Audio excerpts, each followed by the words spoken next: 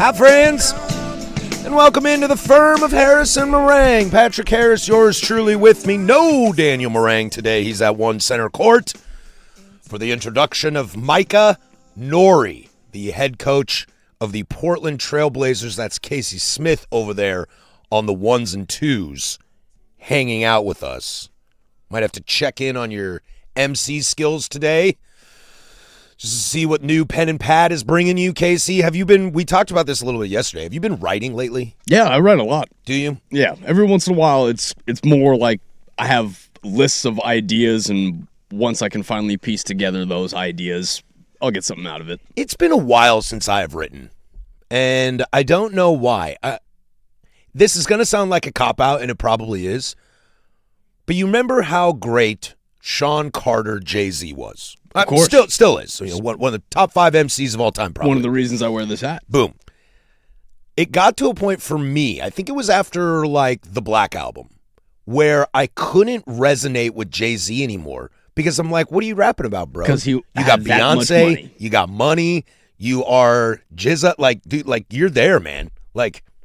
You've made it. There's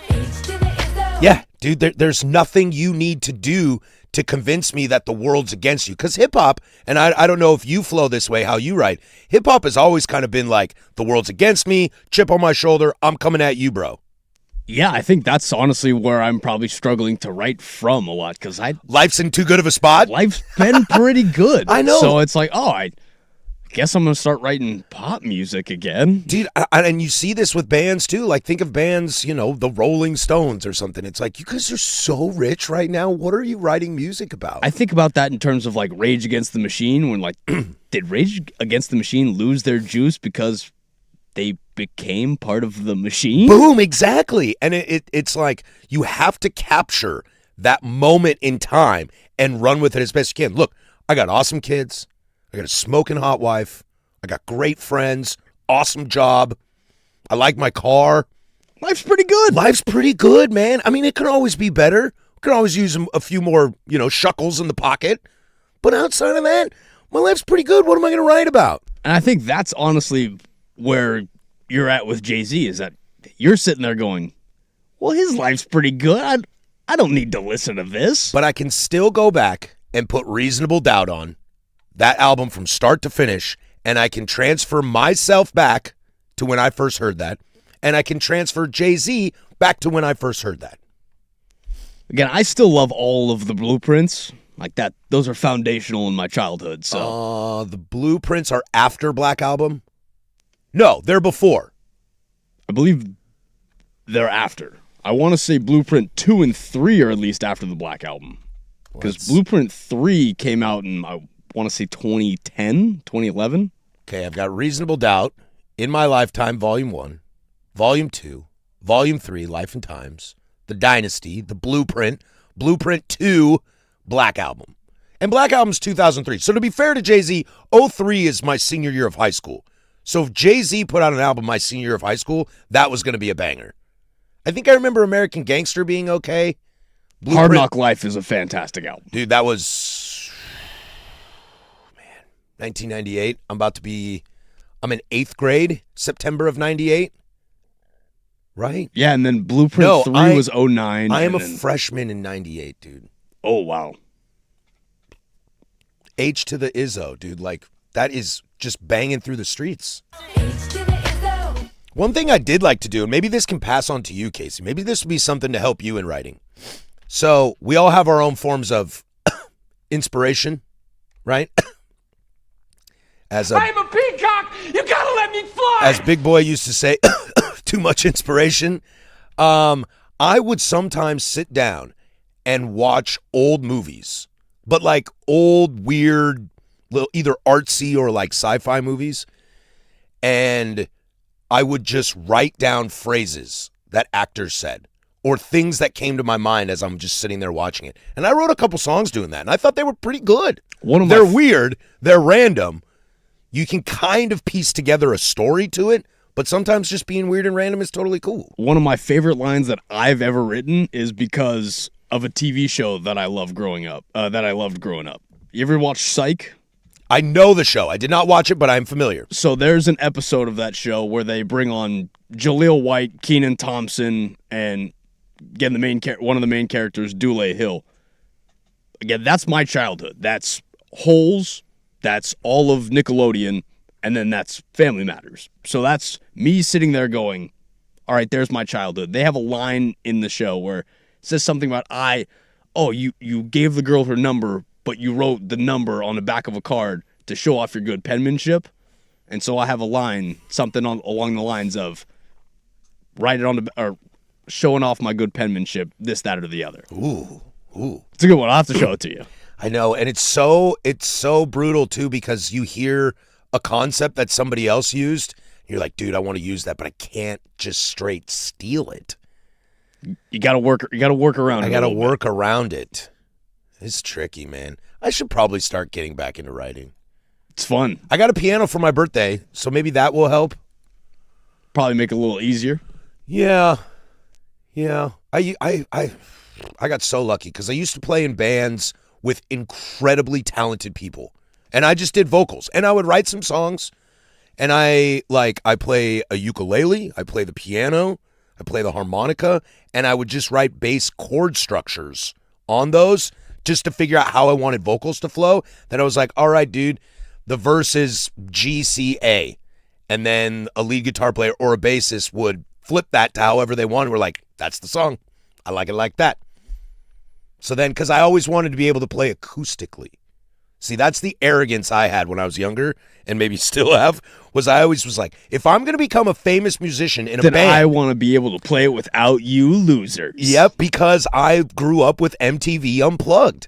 I thought to myself, it's like, oh man, that Patrick Harris, he's such a rad lead singer. Oh my God, imagine if he did these songs stripped down. And then you strip them down, it's just me and a ukulele dude, boom, money. Unless you're beating John Mayer. There's only one guy that does that. Nope, I'm not. And then I grew up with John Mayer and was like, oh, that guy's better than me. Yeah, he's really good. I know. It really stinks, too, when you're like, that guy is way more talented than me, and all your friends are like, that guy sucks. That guy's a loser. Nobody likes his music anyway. Grinding and looking around like, I know. Then what am I? I know. I'm like, I got half that guy's records on vinyl, and they're like, loser. Like, damn. I still like Rage Against the Machine and Jay-Z. Does that count? I'm cool. Sit with me. Come over to the cool kids table. I'm right here. I'm still hip. I'll bring snacks. You know, pass to the left. I can roll. My hands are good. I'm open. Throw me the ball. Pick me, coach. I'm here. That reminds me of time in college. My roommate, one of my absolute best friend to this day. I didn't know how to roll per se, and so he bought a box of Swisher Sweets and gave me enough for one and made me roll the entire box. So I just roll, break it up, roll again, break it up, roll again, till I learned how to do it, and now I know how to do it. That's like a father making you smoke a pack of cigarettes because he catches you with one. Yep. We weren't even that close of friends, and I think that's probably the tipping point of why we're basically husband and wife, brother. He just got and so brother. frustrated that the roll was terrible. He's like, no. Well, never it would again. be like we'd be time to hang out, and he'd be like, let's do this thing, and be like, well, I don't know how. And now I know how. And we're like, it's your turn. You're like, okay, it's my turn. And now we're old and stupid, and we don't do anything as fun anymore. So now it's like a fight. It's like, no, I'll do it. It's my turn. It's my turn. How hard I've been waiting. How long I've been waiting to do this. You get halfway through and you're like, man, I suck at this. They're like, I know, I'll do it. Oh, man. Oakley dokley, Casey. We got a great show for you today. We're going to go live to One Center Court at 11 o'clock for the press conference to introduce Micah Nori as the new head coach of the Blazers. It is a 10 toes down Thursday, so we'll get to that at 12:15 in the Big Nooner. I promise we'll get to some USA World Cup chatter as they play Turkey tonight. They have clinched the group, but there's still a lot to chatter about when it comes to that situation over there. But there's a lot of basketball in the world going on right now. Woke up this morning, a lot of things were happening, and kind of had to play catch up while trying to keep things going with the Blazers as well. So we'll start in the NBA as the Minnesota Timberwolves are trying to keep Anthony Edwards in Minnesota. We'll go there next. This is The Fan, 105.1 The Fan Sports Network. The biggest.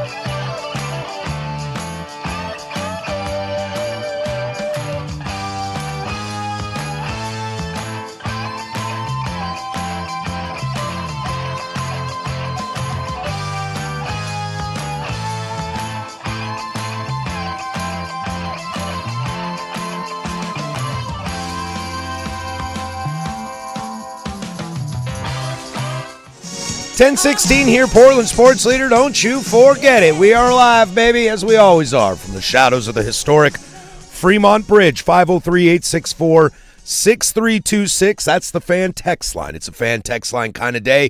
She'll let you interact with us throughout the entire show. You can also jump over on the YouTubes. YouTube.com, 1051 The Fan is your channel. Jump in the chat. Be nice to each other over there. It's a 10 Toes Down Thursday, so get those in. Questions that Casey and I will take shots at, and unequivocal. No wishy-washy, no vacillating. We'll go down. We'll do that in the Big Nooner. We will get to some World Cup action today as well. And like I said, Danny is at One Center Court for the introduction of Micah Nori, the new head coach of the Blazers. We will carry that press conference live for you at 11 o'clock, and we'll just kind of roll with it and see how things go. As far as leading up to that, boy, the NBA is staying busy. And I don't want to live in the moment too much, but it feels like it's just getting started. It feels like we knew Giannis was going to be the domino to fall, and I just didn't realize it was like one of those domino things you see that sets up and makes some big like flower picture in the end, because Giannis was just the beginning. You saw Al Horford gets re-signed in Golden State. We can chat about that. But the big news this morning is that the Charlotte Hornets have traded LaMelo Ball to the Minnesota Timberwolves. Here's the package. The T-Wolves get LaMelo Ball and Josh Green. The Hornets, they receive Naz Reid, a 2033 unprotected first-round pick, 3 first-round pick swaps in 28, 29, and 30, and 3 second-round picks in 29, 32, and 33. What's interesting about this whole situation for me, what jumps out the biggest, is the fact that when you have a superstar, and this is what the Bucks are going to have to go through with Giannis. This is honestly what the Blazers went through with Damian Lillard. Both of those could end up differently. I would argue the Blazers did it correctly when it comes to dealing a superstar. I mean, hell, the guy's on the roster again. Minnesota, the thing that they run into the hardest in this deal is when they traded Karl Anthony Towns, it was because they wanted Julius Randle, and it allowed him to lock up Naz Reid and Nickeil Alexander-Walker. All 3 of those guys don't play for the Timberwolves. So you have now traded a superstar, and you don't have anything else with it. Tough what they got back, because it was Nickeil Alexander-Walker. They chose to go with size because of what Wemby does in the West and just the way that the entire league is moving right now. Well, that means that Nickeil Alexander-Walker is going to go find a deal somewhere else. Goes and finds a deal, is successful in Atlanta. Most improved player. And now Naz Reid, well, his value is only going to go up, so he's going to go chase his bag wherever he can get it. And he's the one I'm the most interested that they got rid of. I thought the whole idea in Minnesota was we'd like to get off Rudy's contract. That's what I'm shocked about. Yeah, we've kind of seen that Rudy struggled a little bit at times defensively, even though he is one of the best defensive centers ever. And you knew that they wanted to move away from Julius because they wanted a kind of a more traditional 4 in the sense of we need a guy that can stop Wemby and go put another body on him. And again, you shouldn't live in the moment, but Julius was rough in the playoffs. You can't help but see that. We saw that here when it comes to somebody like Shaedon Sharpe, and Scoot had a couple games where he was really good and had a couple that weren't. You're kind of like, oh, I don't know about this. Now, when it comes to LaMelo and Ant Edwards on a team together, okay, there's fireworks. They're going to score. I bet you Anthony Edwards loves that LaMelo Ball is there. I bet you those two mess with each other. If you catch my drift, I'm sure they're going to have a lot of fun together in Minnesota. So that'll be fun. But again, you're now sitting in a place where what kind of resources do you have? Giannis goes to Miami. Okay, cool. Who's playing with Giannis? Bam, Casey Smith, and Patrick Harris? That's not a good starting 5. And so now you get kind of worried about that as well when it comes to the Minnesota Timberwolves. Cool, you got Anthony Edwards and LaMelo. And then you got the big guy down low and Rudy Gobert. What else do you got? I know you re-signed Ayo. You really like Jaden McDaniels, but I think both of those players are a little bit of projects, and you're hoping cash in this year and take that next jump. Now, if they do, you'll look like a genius. But I think you're investing a little too much in trying to think about that. Part of me thinks that they are investing in ball handlers right now to take the ease off of what Anthony Edwards was forced to do down the stretch in the playoffs. And it sounds like from what I've been reading, like Anthony Edwards was approached about players on the team, who you like, who you don't, what kind of style you want. I think Finch is a great coach. I think he's willing to probably adapt however they need to. But I think they've also seen their ceiling. Their ceiling was the Western Conference Finals 2 years in a row, and then bounced in the second round. So you're worried you're regressing. Again, when Rudy Gobert that's your tipping point. Rudy Gobert is always going to be your tipping point, but that's the guy that you're riding with. So if you're going to choose to ride with him, I'm going to have to find guys either that elevate Rudy's game or that make it so I don't have to rely on Rudy. Yeah, and the tough part about Rudy is how great he is, and he's a Hall of Fame defensive center. He's expensive, and you paid a lot to get him, and I don't know what you're going to get in return if you get rid of him. And his offensive production is, again, it's good. It's okay. It's not great, and the defense in the West is only going to get better, especially in terms of size. So maybe you're trying to look at the approach that Oklahoma City tried, the approach that the Knicks succeeded with. Chuck the ball. Just shoot it. If you got that big guy in San Antonio that you can't get around and can't get through, shoot it from deep. Again, make teams pick you up from the entire court. I mean, that's what's going to be so scary about San Antonio going forward is even if they didn't have Victor Wembanyama, they have Steph Castle and Dylan Harper who stretch that defense and force them to take shots, or allow them to take shots, I should say. And then that all of a sudden now, your Rudy Gobert's got to kind of step out a little bit. Donovan Clingan's got to kind of step out a little bit. But in terms of relating to how you do superstars, that's why I mentioned the Blazers. The Blazers trade Damian Lillard, and here's what happens after that. They're able to acquire Toumani Camara, Denny Avdia, Shaden Sharp, Scoot Henderson, Donovan Clingan, Rob Will, Drew Holiday. And they got off of a lot of unfavorable contracts. And Damian Lillard. So it's like you traded your superstar, and for all we can tell, there's still a lot to be seen, especially with the new draft structure and what Milwaukee looks like going forward, and you've got a bunch of picks. And, we'll get to like Jaylen Brown and some stuff a little later this hour, but you have put yourself in an awesome spot. And I think that's, if I'm a Bucks fan, I'm really worried I'm not in an awesome spot. And I think that's probably why a lot of people are panning this trade for the Minnesota Timberwolves. It's like, boy, you're going all in. Because if this doesn't work, you're tearing this thing down to the studs. We talked yesterday. Anthony Edwards is already the new name of who's going to get traded. Who's the next superstar? We don't like where they play. How do we get him to L.A., New York, or Miami? And Minnesota, maybe to their credit, sees that and says, I don't want that to be the situation. Let's make Ant happy. Let's go get somebody that he likes. And maybe he really likes LaMelo, and that was the guy they targeted. Or on the flip side, it is let me bring in a guy that I can at least deal with and still have people show up when Anthony Edwards leaves the building. Because, again, there is still that side of it, that if Anthony Edwards does want to go and I do have to find a deal to send him somewhere else, I don't foresee this ever happening because I think that Minnesota very much wants to keep their guy. But now LaMelo is going to do enough, again, because what did he do in Charlotte? He got people in the building. That's what the name LaMelo Ball will do. He'll get people in the building. It's not going to be great basketball, but what it is people are going to show up and watch. Now, LaMelo's not my guy, not my kind of player, not my cup of tea. Too loud of turnovers, not great enough defense. Agreed. And a little off the field stuff that I don't love. I mean, it's not terrible, but it's also like, oh, dude, are you an idiot? Yeah. But it sounds like the Blazers were in on that. I don't know how he fits on this roster. With Drew, Dame, and I don't know what that package looked like. I don't think he fits at I all. don't think he fits on this roster. I don't think that's what they're looking for. I think this team is more looking for a 3 or a 4. I also just don't think that LaMelo Ball himself fits in Portland very well. I don't think so as well. And so let's take that to the Hornets side, okay? He was a large part of that offense, and that offense was one of the best in the leagues in the second half of the season. And I believe I saw something like they have the best record in 2026. What I will say, though, is that when LaMelo Ball is controlling the ball, he's the guy that you have to bring it up. That's when their efficiency, in terms of just the optics of it all, how they looked, wasn't great.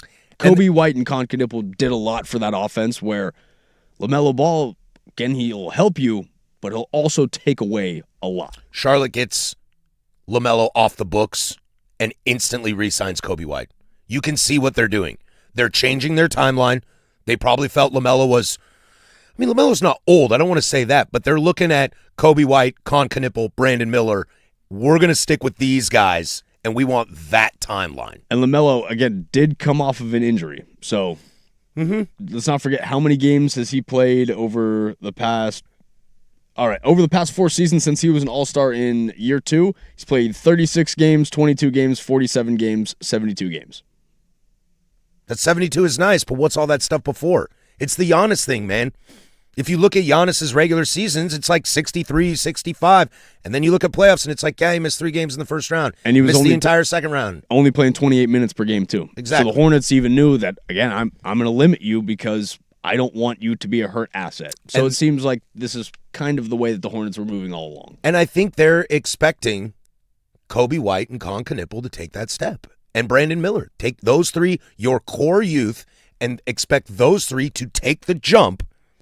And I don't know if they believe that LaMelo was the best part of that. To where Minnesota, dude, this is what I'm talking about when I get into my rants about mediocrity.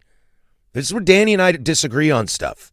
Danny likes the idea of always having a chance to be in the playoffs. I don't want to be a 5 seed all the time. And Minnesota, I think they got scared that they're a 5 or a 4 seed and can maybe go on a run and be in a Western Conference final, but are not enough to push them over, so they're swinging for the fences. To where Charlotte's saying, ooh, I kind of like these building blocks. Let's keep going. Now, it all depends on your players, because I don't want to be called a hypocrite because I'm ready to move off Shaden and Scoot. I don't want to be called a hypocrite for that. It's because in Con Knipple and Brandon Miller, I've seen that they can be something. I don't know if I've quite seen that with our guys. What I will push back on is I think Minnesota just missed their window. I think that was the injury bug happened to hit their window. I think their window was this year. I think they were a team that could have beaten the Spurs if they were fully healthy. I think they were a team that would have given a lot of problems to a OKC team in the Western Conference Finals. That hyperextension for Ant Edwards did not help anything. And let's not forget that Dante DiVincenzo and where the rest of his Villanova boys. Right. Winning a title. They won a title, and again, DiVincenzo was the dude down the line because Ant Edwards was not on the roster because he was not healthy. It's the reactionary thing. Look, I don't blame Minnesota for doing it. They're swinging. You know, they're watching the same stuff on ESPN that we're watching. They're hearing the same noise of the media who loves to push players out of small markets.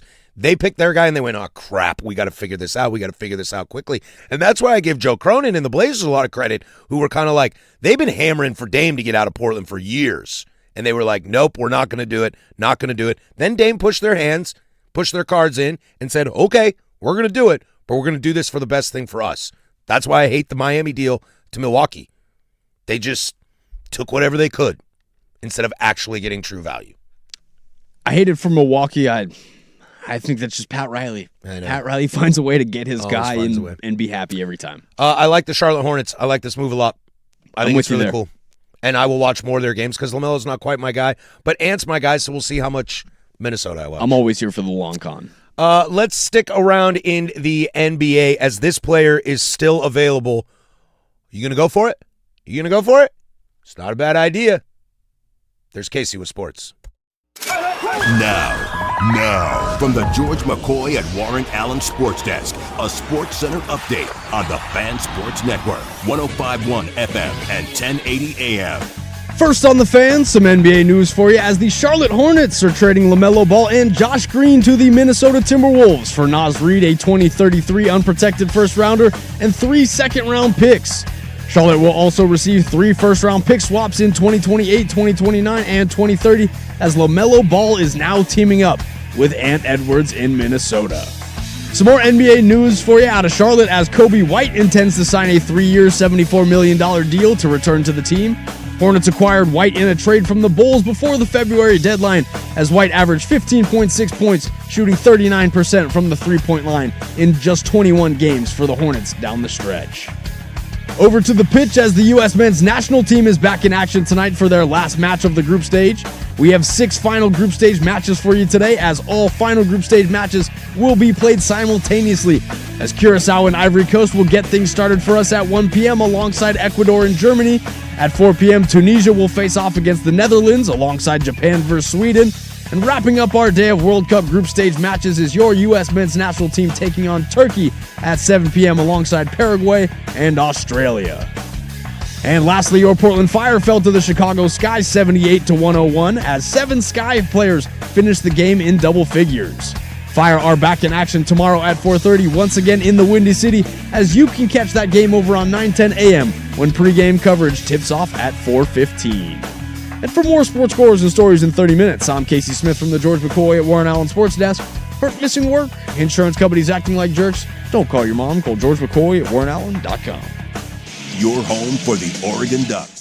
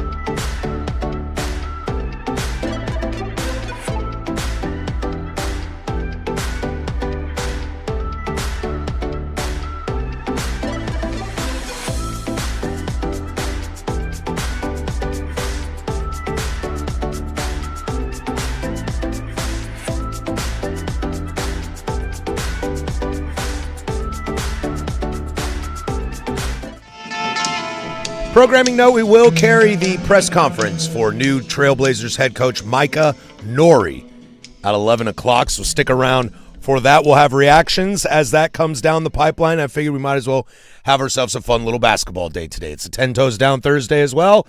Get those in on the fan text line, 503-864-6326, or you can drop them in the YouTube chats. Let's continue this conversation about the movement going on in the NBA right now. Giannis has been moved. Andrew Wiggins was moved. Not that Andrew Wiggins, the other Andrew Wiggins. Now LaMelo Ball has been moved. Julius Randle has been moved. I still think there's more to come, and there's a lot of chatter still hanging around in the Boston media that the Boston Celtics, the report I think I saw was Brian Windhorst, that the Boston Celtics have maybe realized at this point they have to move Jaylen Brown to get better. I don't know how they get better without moving Jaylen Brown. And that's the tricky spot that they're in. I think the tandem of Jaylen Brown and Jason Tatum is really stinking rad. And if I was a Celtics fan, just personally, it's tough for me to want to break that up. Now, if the asking price is large, then you go do it. But I don't know how many teams out there are willing to trade you a package that makes Boston better now for Jaylen Brown. I just really, again, like you said, Jaylen Brown's the only asset. And I think that's the only movable asset. Because if you move anything else, that's the hole that you need to fill. You have pretty good guard depth in Peyton Pritchard and Derek White already. Mm-hmm. So you can get great production out of that 1-2 punch, still have Jason Tatum, but you need help at the 4 and the 5. Nemes Quetta is not gonna do it for you. Mm-hmm. You need help at the 5. And like, you know, Panda's saying on the text line, Jaylen Brown to Portland, Kawhi to Boston, Clippers get all the assets. Is Kawhi truly available? That's my other question. Is like somebody who's at the level of Jaylen Brown that can potentially make your team better. That guy just got dealt to Miami, and I don't know who else is out there in that world. And the age and the injury bug is still always a question with Kawhi Leonard. Without a doubt. And what's this aspiration stuff? Like, dude, Kawhi Leonard in a Blazer jersey would be the coolest thing I've seen maybe in my entire life, and definitely since seeing like Scottie Pippen in a Blazer jersey. But I don't know. I mean, is Kawhi damaged goods? There's no doubt his talent is worldly.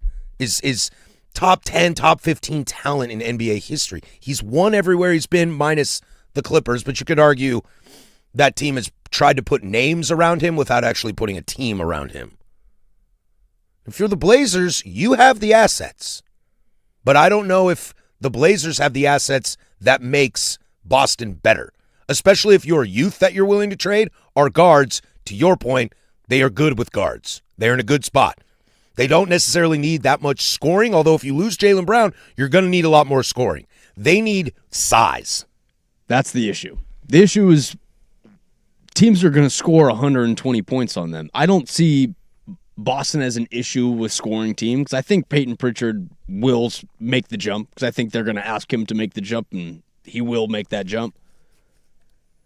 Size is the issue. Look who the East has now loaded up. You're going to have to go up against Bam Adebayo and Giannis Antetokounmpo. And that's just one team. That's one team. Okay. Now Naz Reid is in Charlotte. Mm-hmm. Hey, if Cat plays defense the way he did in the finals, that's not the Cat that we love to bag on. There's not a lot of, I mean, I guess you could go get like a Hartenstein, you know?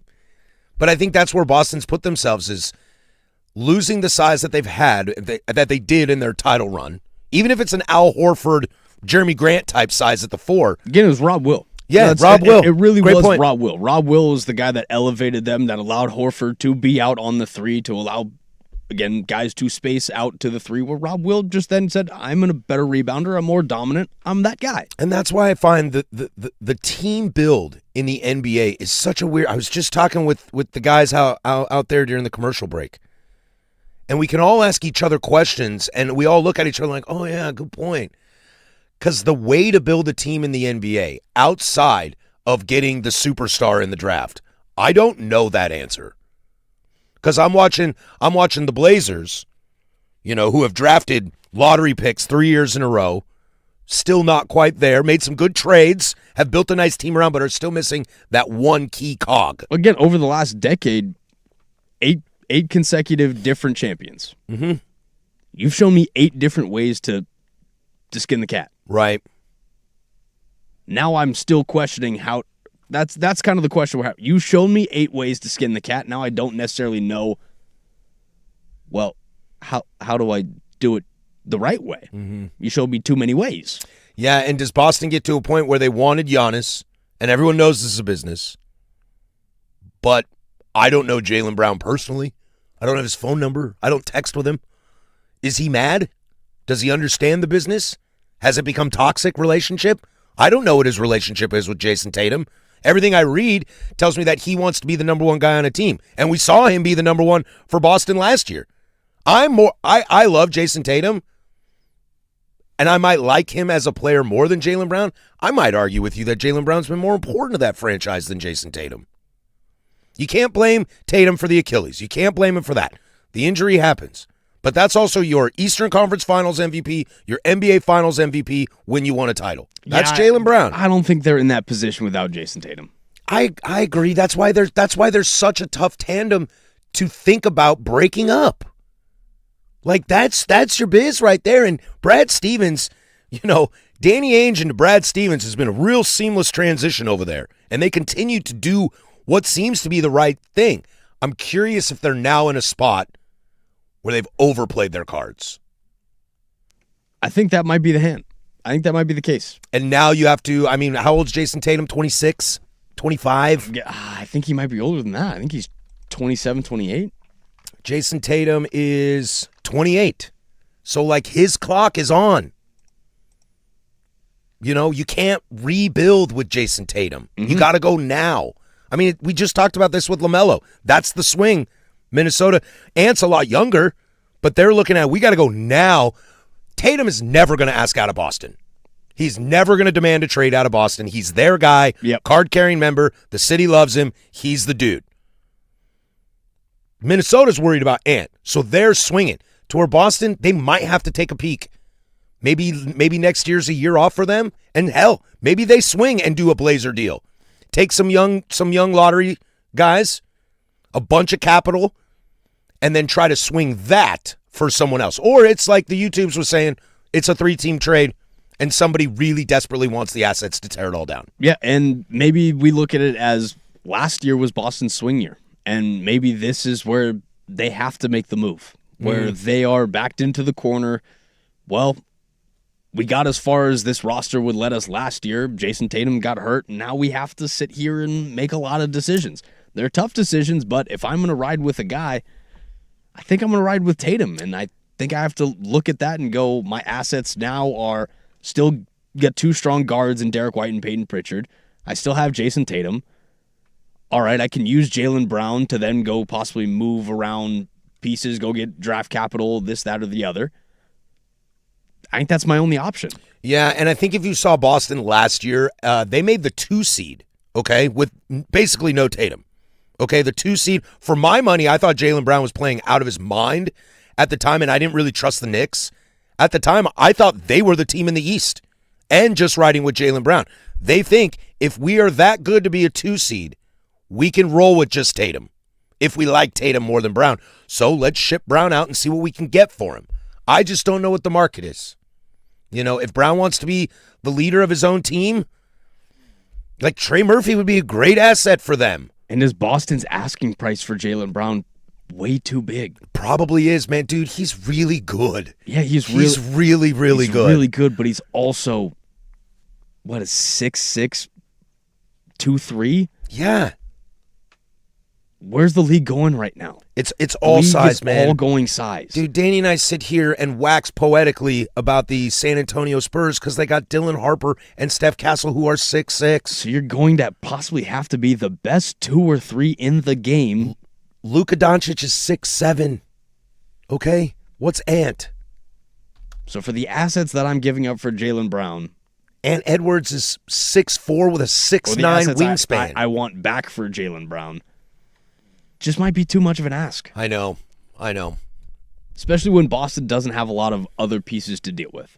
And that's why, and to bring it back to Portland here for a second, that's why if Portland doesn't land a superstar, okay, like Dad has suggested and Joe has talked to us for years about, I have a little bit of mystery box faith in Joe Cronin in this situation. Because superstar by attrition. Because the Blazers have not been making deals just to make deals, you know, and hemorrhaging everything you possibly have to just get a name is a scary proposition.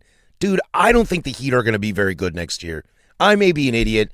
I'm not the basketball junkie that a Danny Marang or a Brandon Sprague might be.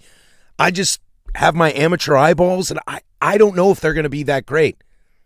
But Heat fans are happy now. You're going to sell tickets. Is that what you care about? Then go for it. But I'll go back to the Blazers trading Damian Lillard. They got the most they could out of him, and they did a great job doing that. Look where they are now. The man's back on the team, and he tore his Achilles somewhere else. You're in a good spot. You guys want to pay for a stadium renovation? I think you probably should. 105.1 The Fan. The Fan.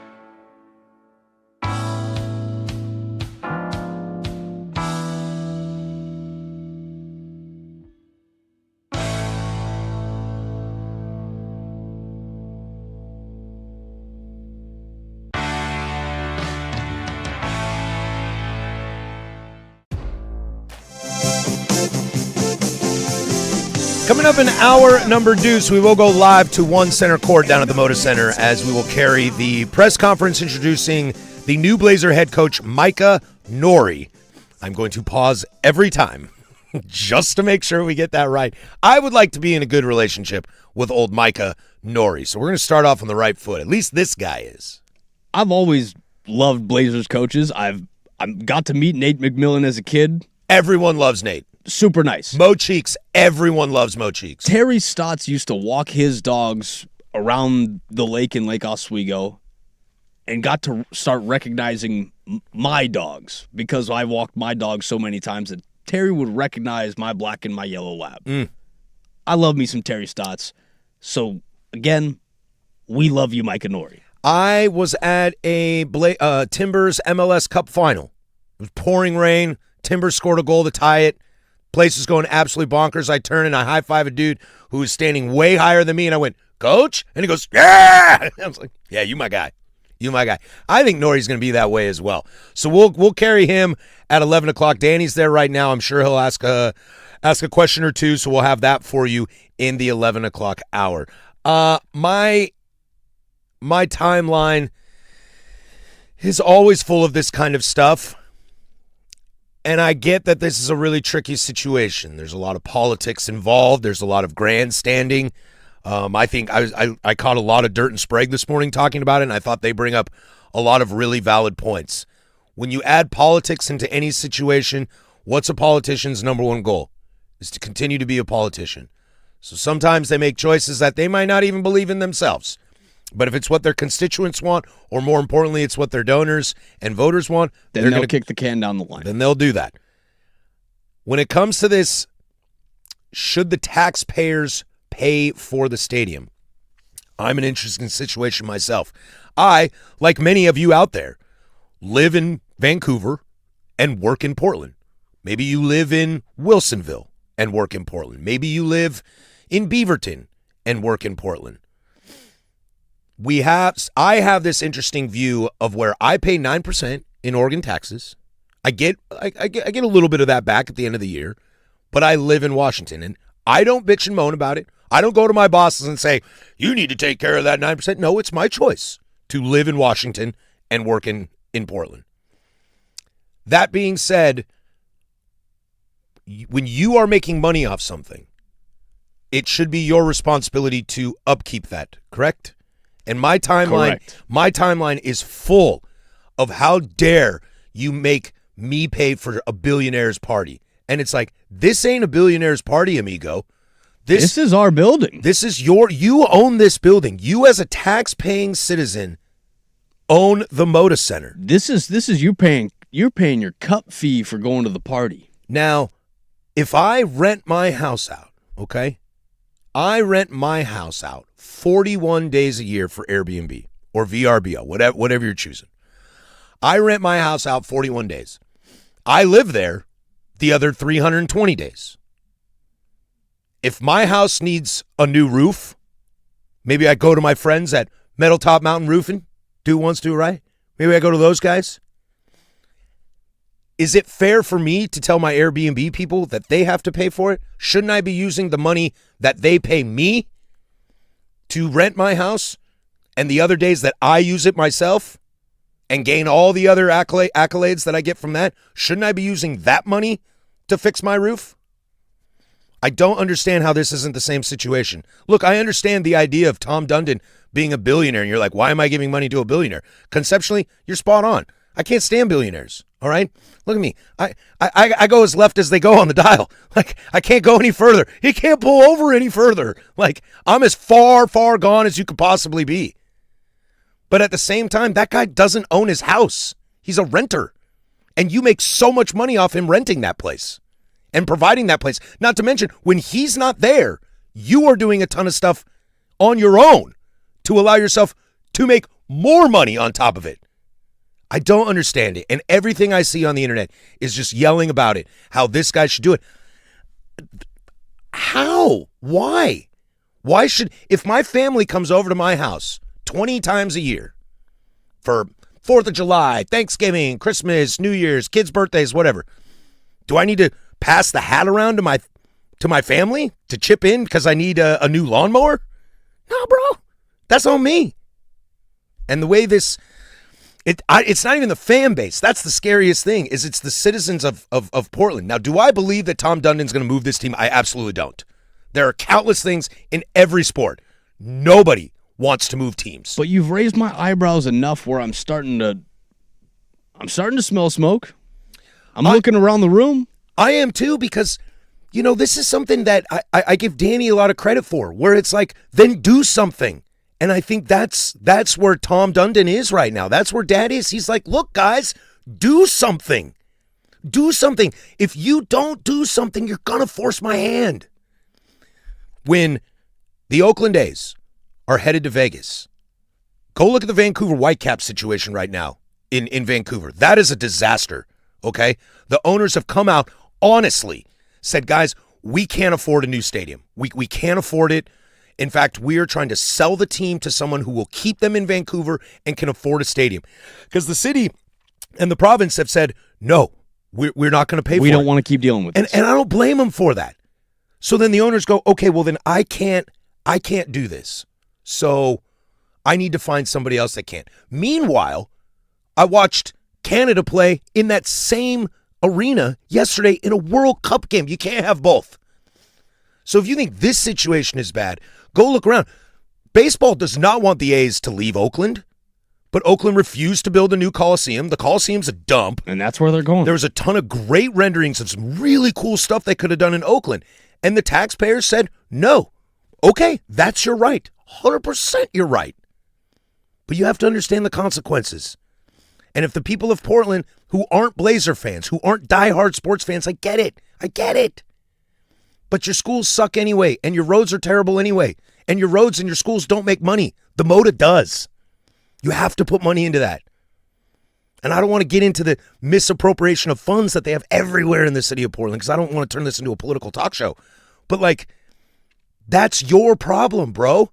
Do you think the Allens didn't know that this was coming down and that's why they sold it to you for $1? If anything, you got duped. If you guys are mad at anybody, Dad's the last person to be mad at. It's my old parents. My new parents are fine as far as I can tell. It's my old parents that sold me a depreciating situation, knowing that I was going to have to invest in it. Those people also gave that to you. They operated everything under their own costs for 30, 40 years. Now it's your turn. If Sprague's numbers are right, $600 million in revenue a year, that's what they're asking for. So take a year off and it's paid for. If you think the Blazers not being in this town is a good thing for your tax dollars, buddy, I don't know if you're paying attention. Look, sadly mistaken. I always try to say this. I always try to remind myself. I always, Danny and I talk about this off the air. I talk about this with my friends. We live in a sports world, and we love this sports world. But we have to remember that we are not the giant piece of the pie. Sports fans only make up a sliver of the pie. We just love it and are so passionate about it, and that's why we hang out here so much. But other people don't feel that way. However, you have to understand the monetary, the economic impact that having sports teams in your city does. When we come back, Micah Nori will be introduced as the Portland Trailblazers head coach, and we'll have it for you live next on the Fan Sports Network. Are you having sleep?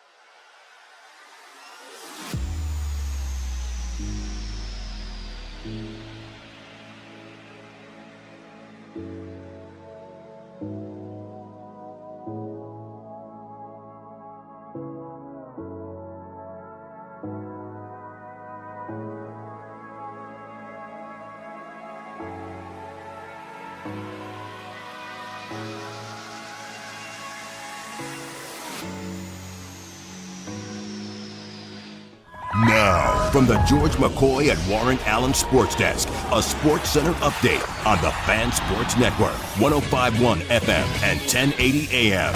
First on the Fans, some NBA news for you as the Charlotte Hornets are trading LaMelo Ball and Josh Green to the Minnesota Timberwolves for Naz Reid, a 2033 unprotected first-rounder, and 3 second-round picks.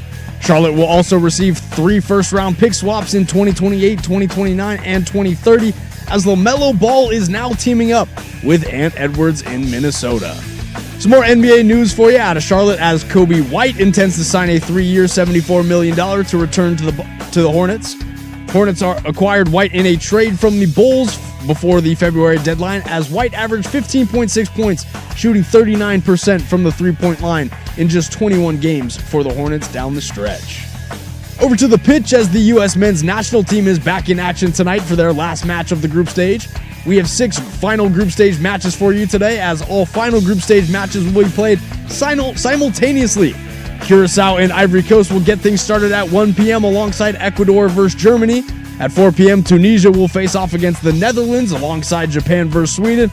And wrapping up our World Cup group stage matches of the day is your U.S. men's national team. They'll take on Turkey at 7 p.m. alongside Paraguay versus Australia. And lastly, your Portland Fire fell to the Chicago Sky 78-101 as 7 Chicago Sky players finished the game in double figures. Fire are back in action tomorrow at 4:30 once again in the Windy City, as you can catch that game over on 9:10 a.m. when pregame coverage tips off at 4:15. And for more sports scores and stories in 30 minutes, I'm Lowercase from the George McCoy at Warren Allen Sports Desk. Hurt, missing work? Insurance companies acting like jerks? Don't call your mom. Call George McCoy at warrenallen.com. Your home for Seahawks football, the Fan Sports Network, 105.1 FM and 1080 AM.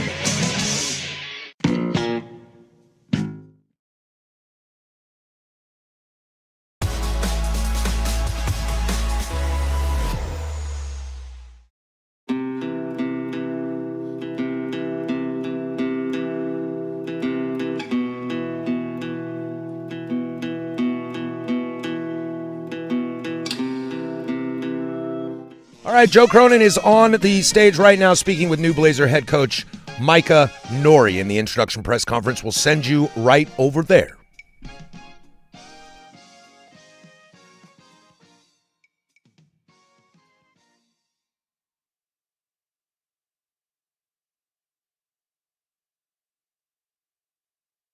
Hang with us here as we're figuring it out. We're getting there. Joe is up there with Micah Nori currently. It's just the two of them. The questions were asked if Tom Dundon would show as he was in town, as he spoke to City Council last night. It looks to be just GM and head coach. I, for one, am very excited about Micah Nori, and I'm sure you will see a lot of that in this press conference. He's got such a sparkling personality. He's already smiling. I think that should be an exciting aspect for Blazer fans, just to make sure that we have...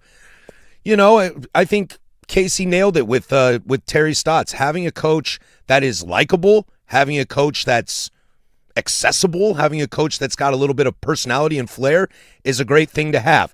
And I'm excited that Nori seems, all intents and purposes, that he is the guy that's going to be able to do that. Because I think everybody wants to be relatable. And I think everybody likes a team and a brand that they support. And when you have likable characters, I think that's why Damian Lillard has been so great in this industry, is because he's such a likable player that people can relate to him. And without that, you kind of seem like guys are a little empty-shelled. And the concept of being able to relate to people is fantastic, and that's why. Okay. We're efforting to make sure this goes live. We're little technical difficulties here, so stick with us. But Micah Nori, to that point, I think one thing that made Terry Stotts so likable was that he was the terror bear. You know, he's a guy you would see at a Timbers game. He's a guy you could see on the streets and would know the names of your dogs. It's really fun. And to have a coach like that, that is helpful as well. Because, like I said, it's something you can relate to. You know, I love knowing that my boss, Dusty Hara, who I've been friends with for over a decade, and now he's my boss, and I like the guy. And I think that can go a long way, whether you're in a fan base or the players or the community, the owners, whatever it is. If you got someone you can relate to and like, It's awesome. Some of our newest people at the station right now, Brandon Henson, Casey Smith, those are some of our new employees here. They're awesome dudes. They're super fun to be around. And when you have that environment and you have that situation and that culture you can build, it's easy to get on board. It's easy to say, yes, I'm into this. Yes, I'm all about this. I've been at jobs that were good jobs, but I didn't really like hanging around people. And that stinks. You know, we always want to grab a drink with our buddy after work. We always want to, have a cocktail with the boss or go out to lunch with, well, maybe not HR. Unfortunately, everybody hates HR. I've worked with HR a lot. HR is not too bad. You just got to not do things. If you see HR less, then that's a good thing, and you won't have to worry about it. So having a guy who seems extremely bright, has been praised everywhere he's been, is a fantastic place to be. Now, that can't be everything. That cannot be everything. And I will not sit here and make the claim that that is everything. Because with it still comes winning. You still got to win. Now, as we were talking last hour, and we were chatting about on the YouTubes a little bit, if the Blazers are unable to make a move and this roster kind of gets run back, I have to believe that Nori is a smart enough coach and the right guy for the system that he can push this team from a 7 seed to hell, maybe a 5. Shoot for the stars. Maybe it's a 4. With Damian Lillard coming back, maybe that... I don't know if I'm there, but I listen to you guys every day when we do this show and we talk about Damian Lillard. So many of you have said during the playoff run, during the season, boy, I can't wait till I see Dame on this team. Boy, I can't wait till Dame's on this team. Man, we suck at shooting threes. Wait till Damian Lillard comes back. I'm a little cautiously pessimistic about it. I don't want to be the bad guy, but I'm a little cautious on it. But if Nori is the kind of guy that's going to be able to unlock some stuff defensively, offensively, from the entire unit, and if this team were the same team, say Dame's not here and it's the same team, I think it's reason to believe he could make the step from 7 to 6 or 5. And then if Dame is the guy that you all think he's going to be, if Damian Lillard is 75% of a top 75 player of all time, then hell, maybe this team does fight for a 4 or a 3 seed. Maybe this team can do something and move ahead. I'm the kind of guy, I don't want to live in mediocrity. Do I want the Blazers to try and make a move? Hell yeah. I laugh with Danny all the time. Was Giannis the guy I want? No, he's not the guy I want. But I'd buy a jersey if he was here. Danny doesn't love Jaylen Brown as much as I do. But Danny would be stoked to cover Jaylen Brown every day. We can have our little opinions on how we feel about specific players and where they want to be a part of the whole situation and how they fit in, and do we need a shooting guard or do we need a power forward? Do we need a defensive special? You can have all those arguments. But at the end of the day, if you got something that puts butts in the seats and gets things going, that's what you're going to do. Because at the end of the day, we're all on the same team. That's where I stick up for Danny when it comes to some frustrations. People, oh, he's anti-Tom Dundon. Oh, he just carries water. Dude, we're all in the same boat. None of us want this team to fail.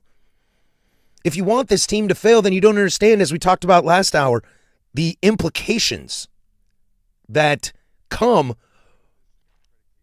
Okay, we are going to go to this right now, courtesy of K2 News. We'll put on Micah Nori is at the press conference right now. Okay, thank you everybody for coming here to welcome Micah Nori as the new head coach of the Trailblazers. So here to welcome Micah and, of course, his wife, Melissa. Thank you for joining us. Got to know Micah really well over the last few months and couldn't be more excited about what he's going to bring to us as a leader. I mean, his skill set is incredibly unique in his, ability to teach, to lead, to communicate, high basketball IQ, very well experienced, very good developing players. He's coached 27 All-Stars. Just a skill set that, as we talked to all these different candidates, Micah really stood out just in his composite makeup, but specifically about who he is as a person. I think our guys are going to love him. They're going to get the most from him. He's going to get the best out of them. And we're just really well positioned with Micah at the helm. The best part of my job, my favorite thing about what I do is I have a front row seat to watching people live their dreams. You know, whether it's the players, the staff, external people like you, the media, agents, shoe execs, all the different people around our game. Excuse me. It's such a cool and unique thing to watch people do what they love and passionately, you know, go on their path. So to be next to Micah through this, just couldn't be more excited and can't wait to get started. Thank you, Joe. First of all, thank you to Tom and Rip City Rising Group for entrusting me with this opportunity. Thank you to Joe, to Andre. Thorough search, enjoyable. Look forward to working with you all collaboratively for sure. I look forward to, again, thanking the Timberwolves, Alex Rodriguez, Mark Laurie for the opportunity that they gave me as well, Tim Conley and his staff, Matt Lloyd, Dell Demps, Coach Finch, that staff and those players. Without them and without the success that we had as a group the last 5 years, I'm not here. To my family, to my wife, Melissa, long time, 28 years of a single mother, essentially, that's how stuff goes in the NBA, so thank you. To my son, Dante, and Mia as well, their support, they gave up a lot for me, obviously, Dad not being home quite a bit. My mom and dad back in Middletown, Ohio, Fred and Sandy, and then my brother Brady, his family, my sister Daenerys, sister Emmy, all of my nieces and nephews wanted me to announce their names, but families. We are continuing to carry the press conference fan base, of Micah Nori here on the fan. Thanks to K2 K2 for providing that for us. After 28 years of coming out here and just seeing all the red, seeing all the noise, and just it's a very, very tough to play. And I look at and super excited to be a part of it. And I can promise you that every single night, and I don't like promises and guarantees, but we are going to be a team. We will play hard for 48 plus. We are going to play smart for 48 plus, and we'll play together for 48 plus. And then finally, to these players, a playoff roster that's bringing everybody back, and we get to add a Hall of Famer in Dame Lillard to this group, so I'm excited to move them forward. And the greatest gift that I can give these players as a coach is the gift of accountability and holding them to a championship standard every day. And my belief in them is going to, and me holding them and being defiant in that matter and holding that accountability and that championship standard, let alone starts the foundation to show myself and my staff doing the same things, how much we care about them, not only as players, but more importantly, as people. I'm excited, I can't wait to get started, and I'm looking forward to every single bit of it. All right, that is Micah Nori. We're going to pause for a quick break, and he's about to take questions from the media. This is the press conference with Micah Nori, the new head coach of the Portland Trailblazers. Thanks to our friends over at K2 for providing us that audio. Quick break, and we'll be right back with more from the press conference. 105.1 The Fan.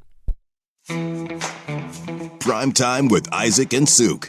We outthought the room. It's 105.1 The Balls. Yes. I'm only referring to us now. The Fan is dead. It's dead. Welcome to The Balls. Why should you listen to our station? Because 105.1 is The Balls. The home of Prime Time with Isaac and Suk. Weekdays 3 to 7 on the Fan Sports Network.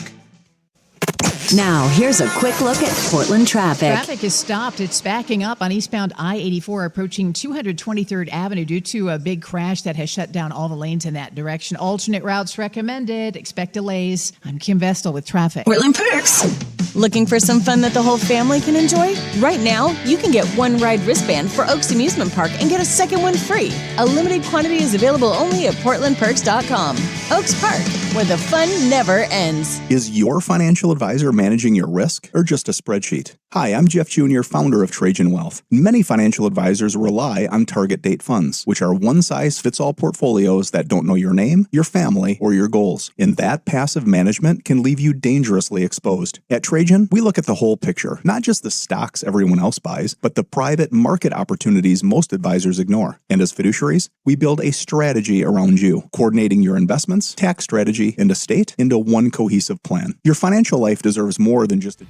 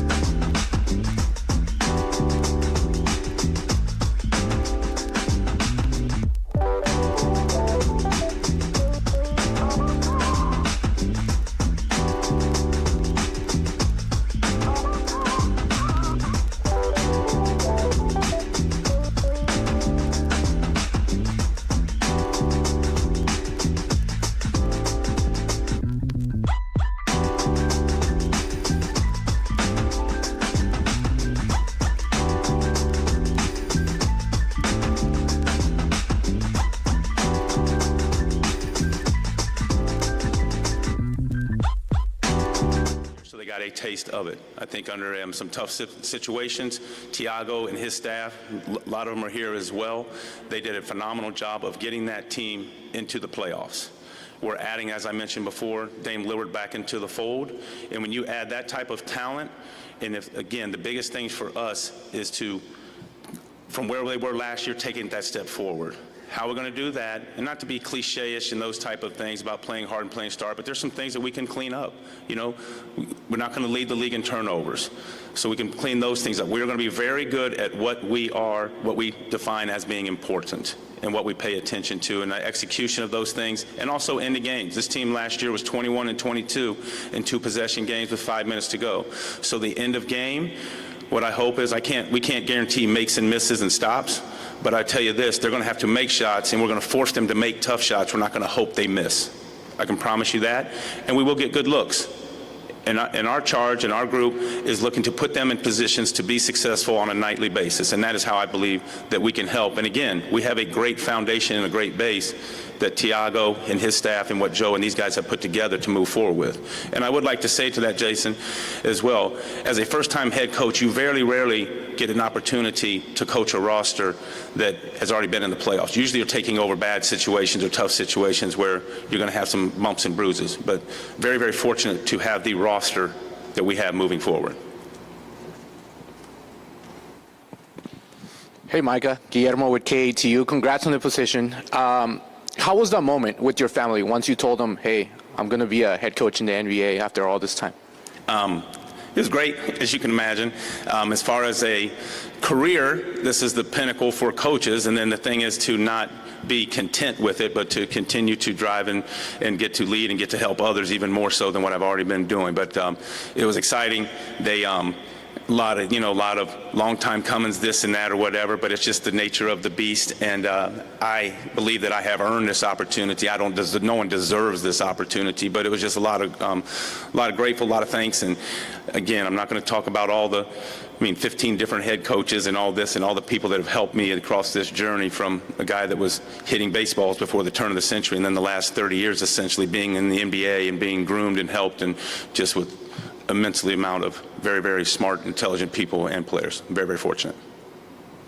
Hey, Micah. Joe Freeman with the Oregonian. I wonder, what's your kind of vision for how you want the team to play and kind of the style that you want to feature with this roster? Yeah, I think if you start at the offense, number one, I think you start as a whole. We want to be a team, and people talk like, what is your philosophy and those type of things. I think you asked a very good question. What is your identity? Our identity is when they come in here 41 plus nights a year with the energy we have in this building, we want to make sure that we are a physical team. We don't want to use the word by This is the press conference with Micah Nori right here on The Fan. We're carrying it for you. We want to thank our really good friends over at KATU News Channel 2 for providing us the audio stream. With that comes its own challenges. So thank you for being patient with us. I promise you we are bringing you everything from this press conference. You will not miss anything, even if we are a few minutes behind. This is Micah Nori at the podium. Just in a relentless team where everything, and make them feel it's all those things, but we have to make sure, and the great thing about this roster is we have defenders all across the board, and so defensively just picking up, being physical, not let people go where they want to go, push them off those spots, turn the people over. We have a team that should be able to create turnovers and play with greater pace, and that will be the main thing. And like I said before, we're not going to be a team that sits around and hopes people miss. We're going to force them to make tough shots where we want them to be. Offensively, the easiest way to think of it is when the clock is moving, we're moving. We're not going to take it out, look over, get play calls, walk it up. And I know everybody says that, but we will do that, and we will do it with defined spacing. We'll get to the corners, dunkers, create space for these guys, and there'll be a lot more concepts where it's not just play calls where you're going from A to B. There'll be reads, decision making, and that will also help cut down the turnovers, which we led the league in, as I mentioned. So they will know where the openings will be, that type of thing there. We will also crash the glass, get the extra point, extra possessions, because it is an analytical game when it comes to that, as far as not turning it over and going to get second chance points. And as we mentioned, 21 and 22 in 2 possession games. So any place where you can win those margins, that's what it will be. Bill Oram with the Oregonian. Micah, welcome to Portland.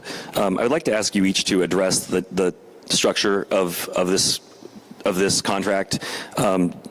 there was obviously a really strong reaction from a lot of corners, but most notably JB Bickerstaff, who's the president of the Coaches Association, called the nature of the contract a slap in the face to the value of coaches.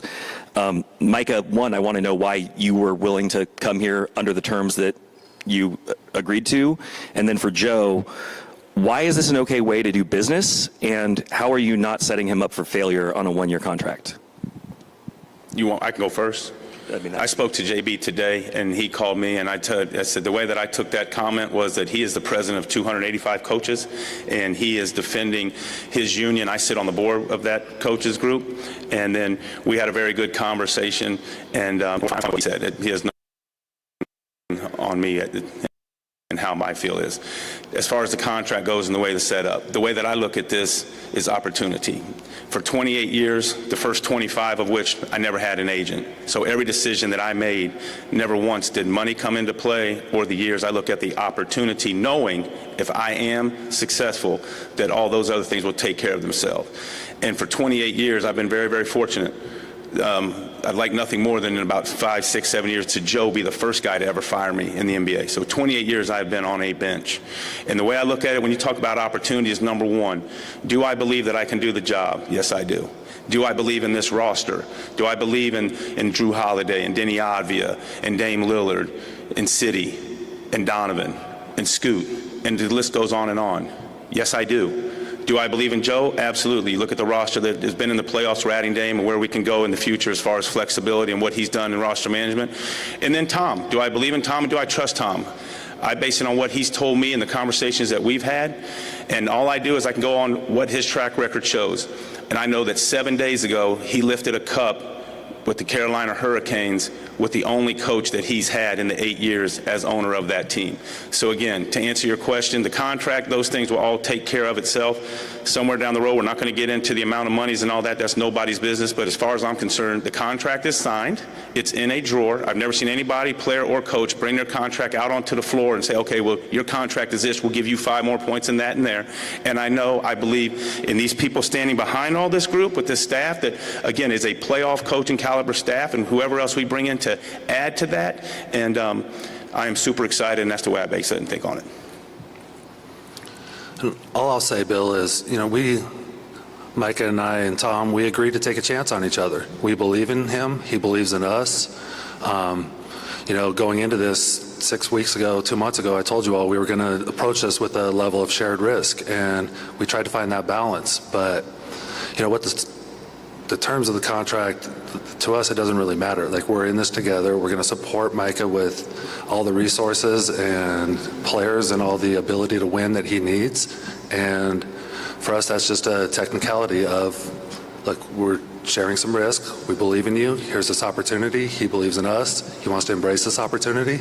Let's go. Let's get it done. Why is shared risk, though, the philosophy that you approach the search with? Why, from the outside, that seems like you're limiting your ability to go hire the coach you want. We hired the coach we wanted to. Micah was a premier target, and he's here now. But why go into it with the philosophy of shared risk and the idea of we're going to go into it with less money, fewer years? Sure. It's, we're going to approach every negotiation. We're going to, do what's best for the organization to protect our downside, to promote upside. And in this situation, we felt like we did that.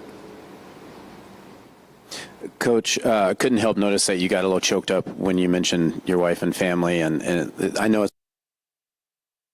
That is Micah Nori and Joe Cronin. Speaking on the contract situation, we're going to bring you this entire press conference. We do need to take a break. We do have to stick to our rules here a little bit, but we are not going to skip any questions. We will bring the entirety to you. We will react to it as well afterwards, but we're going to pause and take a quick break. Again, we'd like to thank our friends over at KATU News Channel 2 for providing us with the audio. It gets a little hairy there for a second, so thanks for sticking with us. We'll be back next with more from Micah Nori. Now, from the George McCoy at Warren Allen Sports Desk, a Sports Center update on the Fan Sports Network, 105.1 FM and 1080 AM. First on the Fan, some NBA news for you as the Charlotte Hornets are trading LaMelo Ball and forward Josh Green to the Minnesota Timberwolves for Naz Reid, a 2033 unprotected first-rounder, and 3 second-round picks. Charlotte will also receive 3 first-round pick swaps in 2028, 2029, and 2030 as LaMelo Ball is now teaming up with Ant Edwards in Minnesota. Some more NBA news for you out of Charlotte as Kobe White intends to sign a 3-year, $74 million deal to return to the Hornets. Hornets acquired White in a trade from the Bulls before the February deadline as White averaged 15.6 points, shooting 39% from the three-point line in just 21 games for the Hornets down the stretch. Over to the pitch as the U.S. men's national team is back in action tonight for their last match of the group stage. We have 6 final group stage matches for you today as all final group stage matches will be played simultaneously. Curacao and Ivory Coast will get things started at 1 p.m. alongside Ecuador versus Germany. At 4 p.m., Tunisia will face off against the Netherlands alongside Japan versus Sweden. And wrapping up our day of World Cup group stage matches is your U.S. men's national team as they will take on Turkey at 7 p.m. alongside Paraguay versus Australia. And lastly, your Portland Fire fell to the Chicago Sky 78-101 last night as 7 Sky players finished the game in double figures. Fire are back in action tomorrow at 4:30 once again in the Windy City as you can catch that game over on 9:10 a.m. when pregame coverage tips off at 4:15.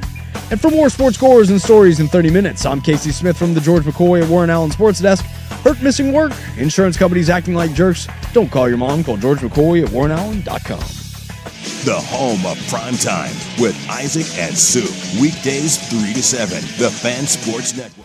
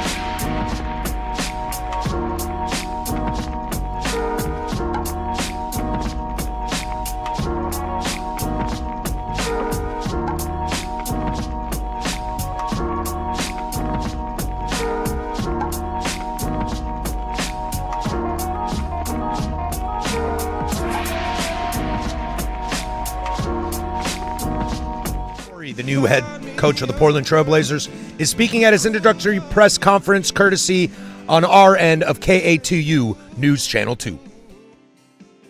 Coach and helping Coach Finch, it's more thinking of combinations on the floor, this, that, and the other. We all do. We get a little more excited about the referees and hollering and yelling at those guys and that type of thing. So what I mean is, when you are the head coach, you have to learn to rely and trust more people, meaning your staff. Hopefully you've done the groundwork for the players to execute as you need them to, and leaving the officials alone and focusing on the next possession, who's on the floor, that type of thing. What I did learn is that I can do it.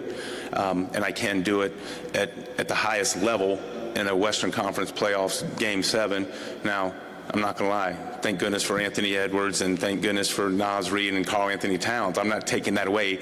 I helped them a little bit. They did 90% of it. But what I learned was that what I've thought is that I can sit in this seat. I can do it, but the difference is what you can't micromanage every single thing. You have to get good people around you and trust people. And that being said, I told Joe and I told these guys, this, as far as the staff goes, I've been on staffs where they come in and they just wipe it clean. That's what they used to do back in the day. But over the course of working with 13 head coaches, those coaches gave me an opportunity to tell them what I do. That's what I'm doing with these guys. And these guys are in the situation, this is a playoff team. So it wasn't a team that won 25 or 30 games. So these guys behind us are very, very capable and very, very good. And when I met them and talked to them, and I do my due diligence in following up, I said we need to hire their PR team, because everything I heard was all good stuff from these guys. But so excited to work with them, talk with them, and I promise you we will get the tools for success that we need to continue to build this thing and move in the right direction. Joe, a couple things, but as a matter of housekeeping, is Chauncey Billups still officially a head coach on, I guess, administrative leave by the league? And then did the uniqueness of that situation create any extra hurdles that you needed to navigate with the league as you made this hire? Same answer I had 6 weeks ago. Still unable to comment on anything Chauncey related. It's still a legal situation. Happy to do so once I'm able to. Mike, Evan Watson with KGW. Tom Dundon, speaking to Portland business leaders yesterday, referenced tanking in past Blazers seasons, saying, quote, "It was sad. They were trying to lose a little bit. We're not doing that." What does that mean to you as a coach taking over this team now and into the future? What does that mean? I think, number one, when you look at what he's done with that, again, the roster with Carolina, as far as he has given them the players and spent the money to put the players on the ice and led to a champion. So he's done it. So we know that he has done that, and that is what his drive is for us. So to me, I take it as he is going to continue with Joe and his staff, allowing us to assemble the best roster that we possibly can. We have some very good contracts. We have some very good players. And we can go a lot of different ways, which is great. We control our own destiny and our own decisions, which is awesome in the NBA. And it feels good when I can go out and my staff can go out and these players can go out, and only thing we're worried about is executing and winning basketball games. And it's not a thing where we have to develop this guy or do that. No. The charge has been to win as many basketball games as we possibly can, and obviously do that mindfully of not playing guys 40, 45 minutes, all that type of thing. But we have depth, and we got everything that we need, and we can add to it because we have these assets to finagle it however we like. So to me, it's exciting, and that goes back to the point. And then when you say, why do you get choked up in this thing? Because very rarely do you get the opportunity to be a head coach in a winning situation. These things come open because there's usually been failure by on the team. They just haven't won enough games. Or it happens like it did in New York and Cleveland. They want somebody that has sit in the seat. So the opportunity here is awesome, and the fact that we can do everything we can to win is even better. Micah, Danny Marang, 105.1 The Fan. You specifically mentioned the turnover rate of the team, but also, like, when you're looking at this team, how do you plan on addressing some of the shortcomings if the roster doesn't have a whole lot of change to it? Three-point shooting wasn't something that they were really prolific in. Defensive rebounding was an issue. How are you looking at those kind of things? And then who are you leaning on for the things that you don't know? That's sliding over that 18 inches into that head coaching seat. Is there somebody else that you're already leaning on, or other coaches you've worked with in the past who you can kind of lean on to call in the middle of the night or try to figure out those things when things that you don't expect pop up? Yeah, that's a great question. I think when you look at the team, and I think the best addressing of the three-point shooting is we're getting ready to add Dame Lillard. And so that automatically is getting better. But the one thing that this team did, and that's talked about the things that myself, my staff, and these players as we move forward can cleaning up, is their shot profile, if you will. The shots that the Blazers got last year was very, very good. They were at the rim and threes, which is what everybody want. We struggled to make shots at the three. Now, obviously, Dame will help that. But what I did, and again, preparing for these things for the last month and a half, I know quite a bit about what's going on just from looking at it. So when you dig deeper, the three-point shooting, a lot of these guys, they can make threes, but a certain way. So maybe some of them are better catch and shoot. Some are better coming off of ball screens. Maybe some of them are better going step back left as opposed to right. So my job and my task with my staff is to show them where they excel, where they need to improve, and then we put them in position to get those types of threes. Instead of taking a step back, if you're struggling at that, then you can drive it and go here. But when you come off versus an under, you're a knockdown shooter. Take those. So putting them in those positions, so that's what I would say about the three-point shooting, all right? With the rebounding, the one thing is if you're a really good offensive rebounding team, you should be a very good defensive rebounding team. So we are going to be, you're good at what you emphasize. Taking care of the ball needs to be a charge of us. So taking care of the ball, the defensive rebounding you're talking about, and then the shooting, that's a lot of putting them in those situations, but that's how you can clean. Watch what alcohol does to. That is Micah Nori at the podium right now, of audio courtesy of KATU News Channel 2. We will keep it right here as he continues to speak, answering questions from the media on 105.1 The Fan.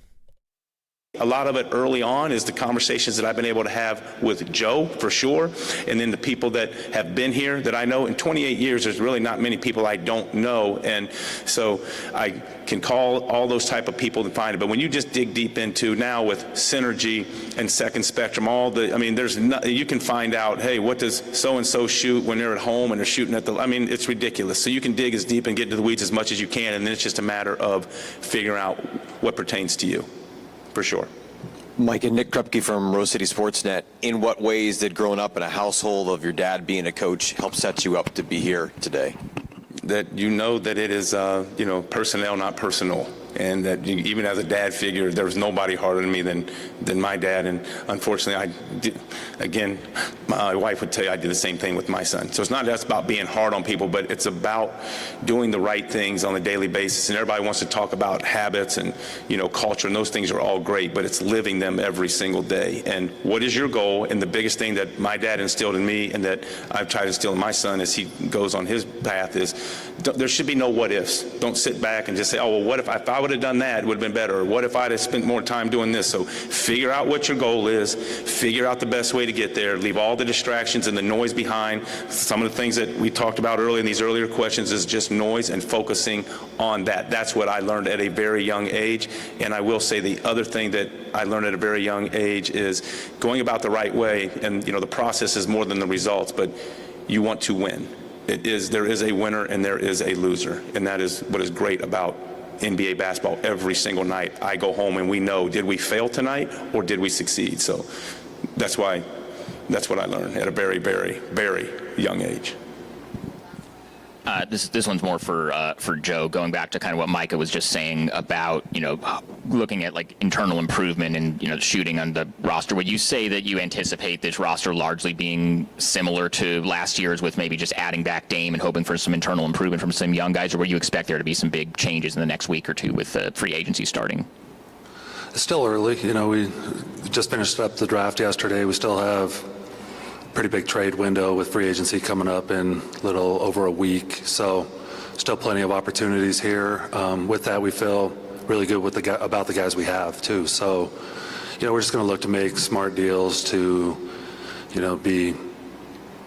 be thorough and, really survey the marketplace and try to find guys that can, help us at the right price points. So, really just kind of same mentality we took in the last trade deadline. Just we know that we're not a finished product. We know we need to continue to get better. But really like the foundation we have now, how do we keep adding to that? Thank you, everybody. And that was Joe Cronin and new Blazer head coach Micah Nori at the podium. The introductions, the questions. I thought my co-host here asked a great question. We wanted to know about basketball, and I thought Micah had a lot of great stuff to talk about in basketball. We'll address the awkwardness of the contract conversation that was had there as well, and some highlights of the press conference. Micah Nori, the new head coach of the Portland Trailblazers. We'll take one last quick break, then we'll react to that on the other side and have a bunch of fun as the Blazers have a new head coach, and he seems like a guy that is absolutely fun and going to be exciting for Portland. One last thank you to our good friends over at KATU News Channel 2 for helping us out with that audio. Reactions on the new head coach for the Blazers next on the Fan Sports Network. The new home of the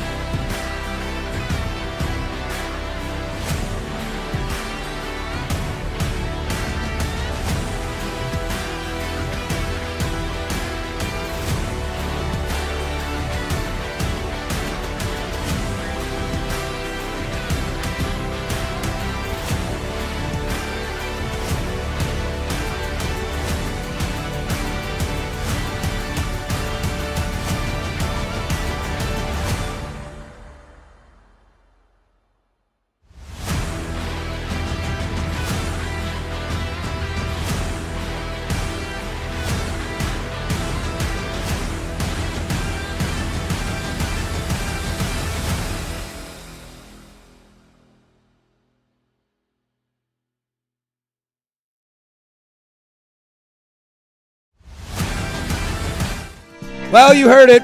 That's the new El Capitan in town. Micah Nori, the new head coach of the Portland Trailblazers, just wrapped up that press conference with Joe Cronin. We'll react to it right now. I'd love to hear what you guys think about that out there. 503-864-6326. We'll move some stuff around because I want to hear what you all think, or jump over on the YouTubes as well. A couple things, a few housekeeping things to kind of get through, and you heard that. Thanks to our friends over at KATU News Channel 2 for providing the audio for us. Some quick things that I want to go through. The Chauncey Billups situation, Joe's not going to address that until it's done. I know we're all confused by it, concerned by it, curious by it. If I'm you, I would just honestly let that go. That's something. I think it's a nothing burger. Let the feds do the talking, and that's probably going to be our answer. Yep, it'll figure it out. As to Bill Orum's questions about the contract, look, you heard me. Look, I always give people credit if they're going to ask the tough questions, and I'm not. I have no opinion to share whether or not. I'm just not going to say it. I think Bill's doing his job over there, and he asked those questions, and I think he got the answers that we kind of assumed. It is a unique situation. We talked about it yesterday. I don't have an issue with it. I think from what I heard today, Micah Nori is going to be the head coach for the Blazers for at least a couple seasons. I think he believes in the process. I thought there were a lot of great things he had to say when he talked about basketball. Quote, when the clock is moving, we are moving. I loved that. We're not going to be slow rolling the ball up the court, calling plays. We're going to go. That should cut down on turnovers, crash the glass, second chance points, high intensity. He kept talking about pace and speed, and that's something Danny and I talked about yesterday with bringing in Micah Nori, because this team, we saw this team last year at the beginning of the season play with pace and how fun that was. I think that's the best thing that I took from him today, is that every coach is going to say we're going to play great basketball. We're going to play defense. We're going to be efficient offense, blah, blah, blah. Every coach is going to say that. But what I get from him is at the very least, we're going to get entertaining basketball. We're going to play a lot faster than a lot of teams, and that's going to be fun to watch. And I think this city, a benefit that the Blazers have always had in this city, and fair or not fair, good or bad, is if you can put an entertaining squad together, the fan base rallies around it. Whether you're a 7-seed or a 2-seed or you miss out on the playoffs. If they can see good play and people hustling and trying, this town is very forgiving. And that's part of the whole conversation around Tom Dundon for me, is that Tom doesn't want to rely on just good feelings. That's not who he is. That's kind of how I am, but that's not how he is, and I'm willing to see how that works because we've had the other view for a while, and last time I checked, I was not alive when the Blazers won a title. As far as Micah Nori, rarely do you get to be a head coach in a winning situation. That right there cuts any of that contract talk to me because he's correct. He is absolutely 100%. He did use the Cavs and the Knicks as a comparison in the sense that they got rid of their guys because they wanted something more solid in the chair. They felt that their guys were a reason that was holding them back.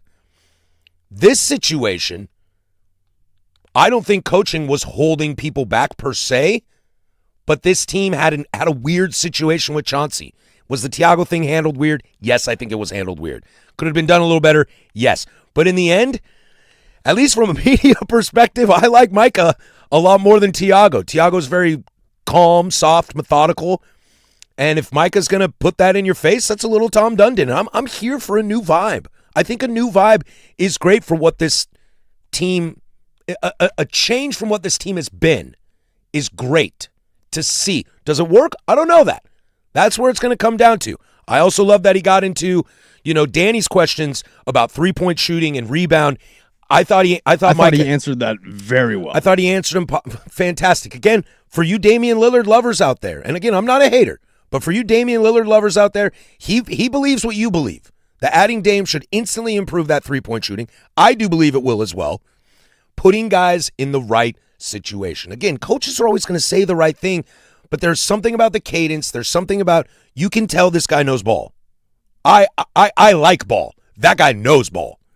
Putting guys in the right situation. And something that frustrated me all the time last season with the Blazers, and what has honestly frustrated me about NBA in general all the time. Like, I'm looking at you, Donovan Clingan, when I say this.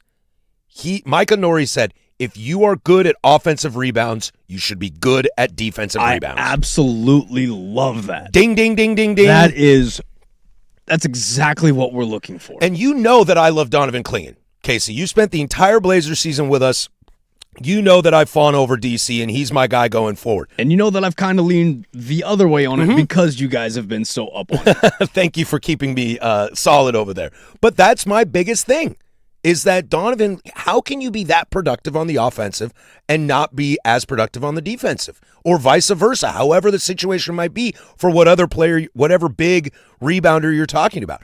I used to always want more from LaMarcus. LaMarcus averaged like 8.8 rebounds his entire career, so it's kind of silly for me to want more. But I was always like, bro, you're big. I want you. I have the unbelievable want that all 7-footers should have 15 rebounds a game, which is not possible. But it's me shooting for the stars. But if Josh Hart's getting 5, Donovan, 7-1, you better get 7. Yeah. And I love that he sees that instantly. He knows this team already. And the fact that he knows this team already, I really like. Now, one of the things that I think a lot of Blazer fans are going to point to, and I want to read a bunch of your thoughts on the other side in the Big Nooner, there's not a lot in that press conference that made me feel good about trade deadline and free agency. It feels a little... It felt run it back-ish. It feels a little run it back-ish. And as I kind of said, whether it was today or yesterday, look, Joe... Whether you have issues with Joe or not, I don't think Joe is going to make a deal just to make a deal. Okay? We used to giggle all the time on the Hot Corner about Jerry DiPoto when he was in Anaheim and when he's in Seattle. Sometimes Jerry just likes to trade. I got a buddy in a fantasy baseball league. He just loves to trade. And you're like, okay. But there's not always a good reason for that. And as disappointing as it may be if this team is run back, I don't want Joe mortgaging everything just for the sake of making the big swing. Unless it's the right big swing. I think it's fair to live in both those worlds. And I think that's also the bit of it that I think Micah's going to provide. He said it's personnel, it's not personal. Mm-hmm. That was probably my favorite quote of it all, because yeah, I had Anthony Edwards. Yeah, I had Karl Anthony Towns. I'm aware. See, and that's just honesty. That's just being, he's like, yeah, I had good players. But again, if this personnel, if this is not the team that I think that we can win and succeed with, we'll make changes. Mm-hmm. But again, I've been at the job for, 2 days, 3 days? Not even. I got some time to overlook the situation. It might be a little mystery box, but I'm willing to see the mystery box. I thought Micah had a great press conference today. I thought it was fantastic. I thought he was excellent. Sans the weird Orem stuff. I thought he was excellent today. And that kind of energy and passion into the city is what's going to take it forward. His big thing, culture. No what ifs. I loved when he said there's no what ifs. Let's just try it. Again, I feel like a lot of the times in the NBA in general, there's a big bridge between the respect for the coaches and the respect for the organization and who's running the organization. Well, this is the guy that's going to allow the bridge to be easier. He's not going to put up a toll that says, oh, well, if you want to like the owner, it's going to come with, well, this, that, and the other. Well, you're going to hate players. It's guys that add to the organization rather than take away from the organization. And I really like that. 503-864-6326. That's the fan text line. Share your thoughts, your positives, your negatives, what you're worried about. Is it roster? As Micah Nori spoke today, you can also jump on the YouTubes as well. We will get to 10 Toes Down at 12:15 in hour number 2, and I'll try to sneak in a little preview of Team USA tonight as they finish up group play. But let's stick with Micah Nori reactions, your reactions, right here on the Fan Sports Network, 105.1 FM and 1080 AM. This is the International Soccer Report, brought to you by Gold PDX on the corner of Southeast Hawthorne and 18th Avenue. Food, spirits, football. Somehow kept that going, shoveled it off, Romo. And how about this? Stylish! Really stylish! Mateo Chavez! Listen to the Mexican roar! That's Derek Ray, courtesy of Fox. Mexico rolls through their group. Look, I'm going to have to take a step back on my hatred for my amigos down south. That team's looked really impressive. They're going to be a really, really tough out. The International Soccer Report is brought to you by Goal PDX. Check out GOL PDX for all your big tourney matches this summer. I'll be there on Saturday for the England game with my buddy Mark Hamilton. GOL PDX, food, spirits, football. Sponsored by BetMGM. Own your moment. Make it legendary. Please gamble responsibly. Gambling problem? Call 1-800-GAMBLER. Pat Boyle here to help you beat the books with Westwood One Sports. Netherlands plays Tunisia in the World Cup. I think the Dutch lay the smackdown. Netherlands is tied with Japan atop the group, so they need to win convincingly to make sure they own a potential goal difference tiebreaker. Meanwhile, Tunisia is already eliminated from the tournament. They've been outscored in their 2 games 9-1. I don't think the Dutch let up in this one. I like Netherlands to cover the 2.5.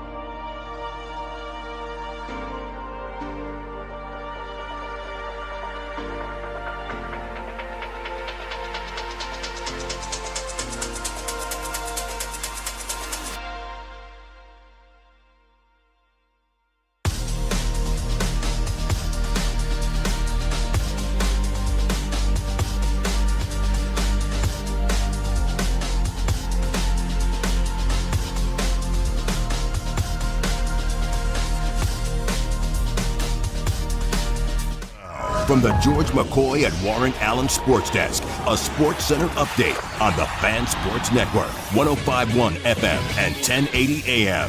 First on the Fan, some NBA breaking news for you as the Charlotte Hornets are trading LaMelo Ball and Josh Green to the Minnesota Timberwolves for Naz Reid, a 2033 unprotected first-rounder, and 3 second-round picks. Charlotte will also receive 3 first-round pick swaps in 2028, 2029, and 2030 as LaMelo Ball now teaming up with Ant Edwards in Minnesota. Some more NBA news for you out of Charlotte as Kobe White intends to sign a 3-year, $74 million deal to return to Charlotte. Hornets acquired White in a trade from the Bulls before the February deadline as White averaged 15.6 points, shooting 39% from the three-point line in just 21 games for the Hornets down the stretch. Over to the pitch as the U.S. men's national team is back in action tonight for their last match of the group stage. We have 6 final group stage matches for you tonight, as all final group stage matches will be played simultaneously. Curacao and Ivory Coast will get things started at 1 p.m. alongside Ecuador versus Germany. At 4 p.m., Tunisia will face off against the Netherlands alongside Japan versus Sweden. And wrapping up our day of World Cup group stage matches is your U.S. men's national team, as they will take on Turkey at 7 p.m. alongside Paraguay versus Australia. And lastly, your Portland Fire fell to the Chicago Sky 78-101 last night as 7 Sky players finished the game in double figures. Fire are back in action tomorrow at 4:30 once again in the Windy City, as you can catch that game over on 9:10 a.m. when pregame coverage tips off at 4:15. And for more sports scores and stories in 30 minutes, I'm Casey Smith from the George McCoy at Warren Allen Sports Desk. Hurt, missing work, insurance companies acting like jerks? Don't call your mom. Call George McCoy at WarrenAllen.com. Sports Saturday with Joe Fisher.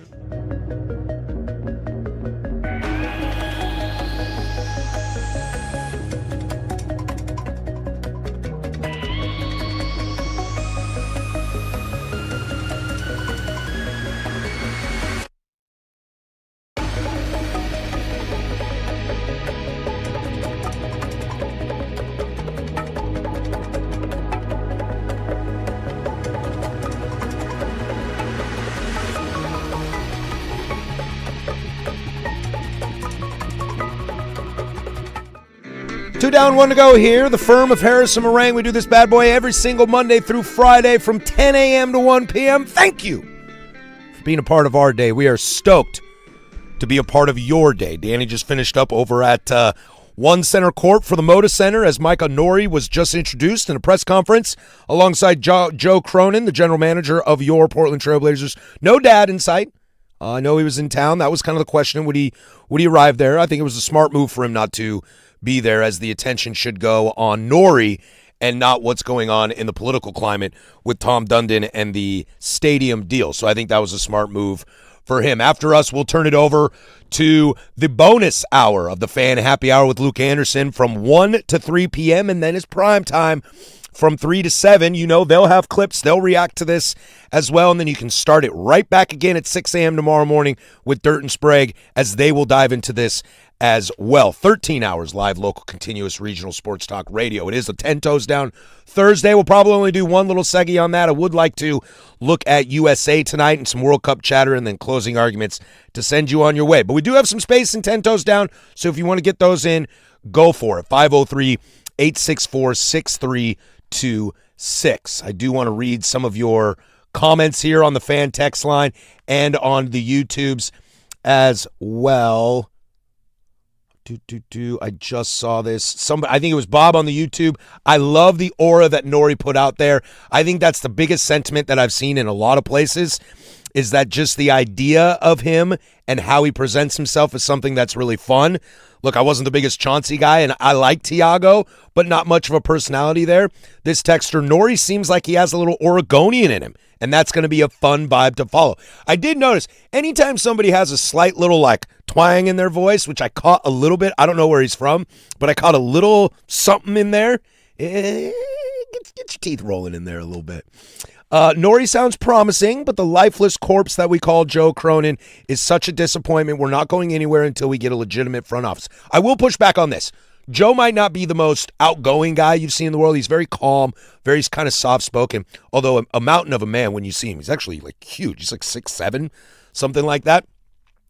This is a big year for Joe, and I think this is a big year for Joe, and I think it's a big year for Joe under Tom Dundon and for the Blazer fan base. I'm willing to give Joe this shot because he's got an owner now that's pushing on him. I don't think Jody and the Vulcans and the Allen Estate were really pushing hard on the front office. They're making sure people are in the front door. Yep. They're making sure tickets are sold, jerseys are sold, TV rights are good to go.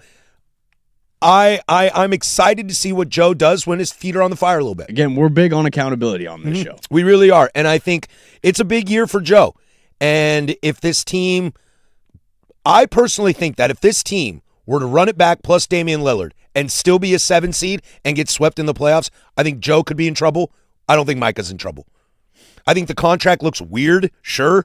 I think Micah's going to be pretty great. This texter, best hire since Jack Ramsey. I love that. I absolutely love that. Taking it back as far as you can say. This other texter, he did say, speaking of Joe Cronin, we are going to support Nori with the staff and players. Like, cool. Go get me Jaylen Brown. That's what we're looking at. You know, we've been having this conversation on the YouTubes during the press conference as well. When it comes to who's available out there right now and what teams want if they're going to deal him, there aren't many teams that are willing to deal a superstar player that want young player and assets in return. Those teams are bad teams, and those teams are bad for a reason. I don't know if they got the players that you really want for that. Outside of Milwaukee, The Bucks are cool with being bad because they're going to restart. So they wanted assets and some young players. I don't think the Celtics want young players and assets for Jaylen Brown. I think they want like Kawhi Leonard for Jaylen Brown. I think they want a star back. They want a star back. Jaylen Brown is worth that. And so I think that's tough. And that's why it's going to be hard for Joe this year. And is it fair if Joe doesn't get the guy to push this team over the edge and it costs Joe his job? It might not be fair, but that might be the reality we live in. It might just kind of be how you're supposed to do this. I would like to see us get another high-quality three-point shooter, package Sharp and or Grant. Keep those Milwaukee picks. They are gold. If Kling Kong can learn just a couple moves with his back to the basket and Turbo can reduce turnovers and a consistent mid-range jumper and Scoot continues to develop, we're right there. I like that optimism. I saw a text earlier on the text line. I don't know if I'll be able to pull it up, but how would you feel about Klay Thompson coming to Portland? Bro, like, Klay Thompson's my guy. Lived across the street from him in college. Dope dude. Kid can shoot. I mean, the best 3-and-D in the league is long past him. You know, 2 ACLs and an Achilles will do that to you. But still a strong defender and still a bucket getter. Oh, I was told that he's not an Oregonian. He's got some Orgeron in him. Go Tigers. Oh, okay. Okay. We're going to play that offensive line. We're going to recruit here. We're going to get people come Corvallis. Open Cajun restaurant, go Beavers. Yeah, that's my kind of guy right there. Honestly, the more I think about it, I would really love Klay Thompson to come back to Portland. I think he'd be great. He's on the final year of his deal. Only cap hit's only about $18 million. That's not bad for a guy that can give you 20, possibly 30 on a good shooting night. Mm-hmm. I'm down with that. Like, Veet is cool and all, but Klay can shoot the rock. And then I just think of the two lineups that you can build with that. You have Dame, Klay, Denny, 2, or whoever you want to throw at the 4, and then Donovan. Then coming off the bench, you have Tumani, whoever you want to go, Jeremy Grant, if he's still there, Shaden Sharp's still there, Scoot Henderson. Again, it could be a manageable deal where you don't have to give up a lot. Totes my goats. And you probably get back exactly what you're looking for. Dallas ain't competing anytime soon. This team made the playoffs. That was one of my favorite things that Mike Nori said. He was like, you don't often get a job of a winning team. You're taking a job because they're bad. Because they're the Brooklyn Nets, the Sacramento Kings. Very rarely. I like the hire of Micah. Just wish they had fired more office people and started over more. Fresh start. I hear that argument. I 100% hear that argument.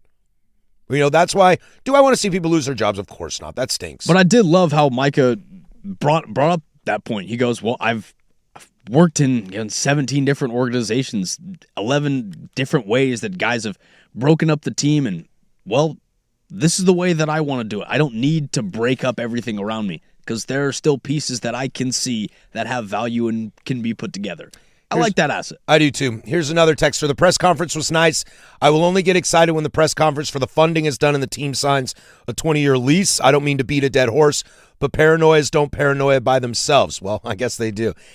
I get it. I do.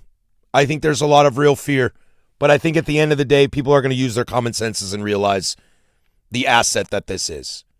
And I don't know if the NBA can step in. And I don't know how much control we have over that. And I know it's an easy thing to say. This has been advice that I have given in my professional life and my parenting life. And this is advice that I've given. I've given it and I've received it. Try and control the things you can control. Right now, that stadium stuff, I don't know how much we can do about it. Understood if we're a little scared. I get it. I 100% get it. And I'm not trying to tell you not to be. But maybe use Micah. Maybe use the thought of Dame. The fact that LaMelo Ball was traded to the Minnesota Timberwolves today. Julius Randle was traded to the Nets. Things that I didn't see coming. If those can happen, try to focus on that. Again, I don't mean to be mystery box, but that's kind of just who I am. If you listen to the show, you know that. I'm a cautiously optimistic guy and try to have positive vibes. I will lose sleep at night. You know, Danny and I will probably talk about the stadium situation tomorrow, and I'm happy to have that conversation. And I'm happy to have that conversation right now. But today was about Mike Nori, and I think we should focus on the kind of exciting basketball that he's going to bring to town.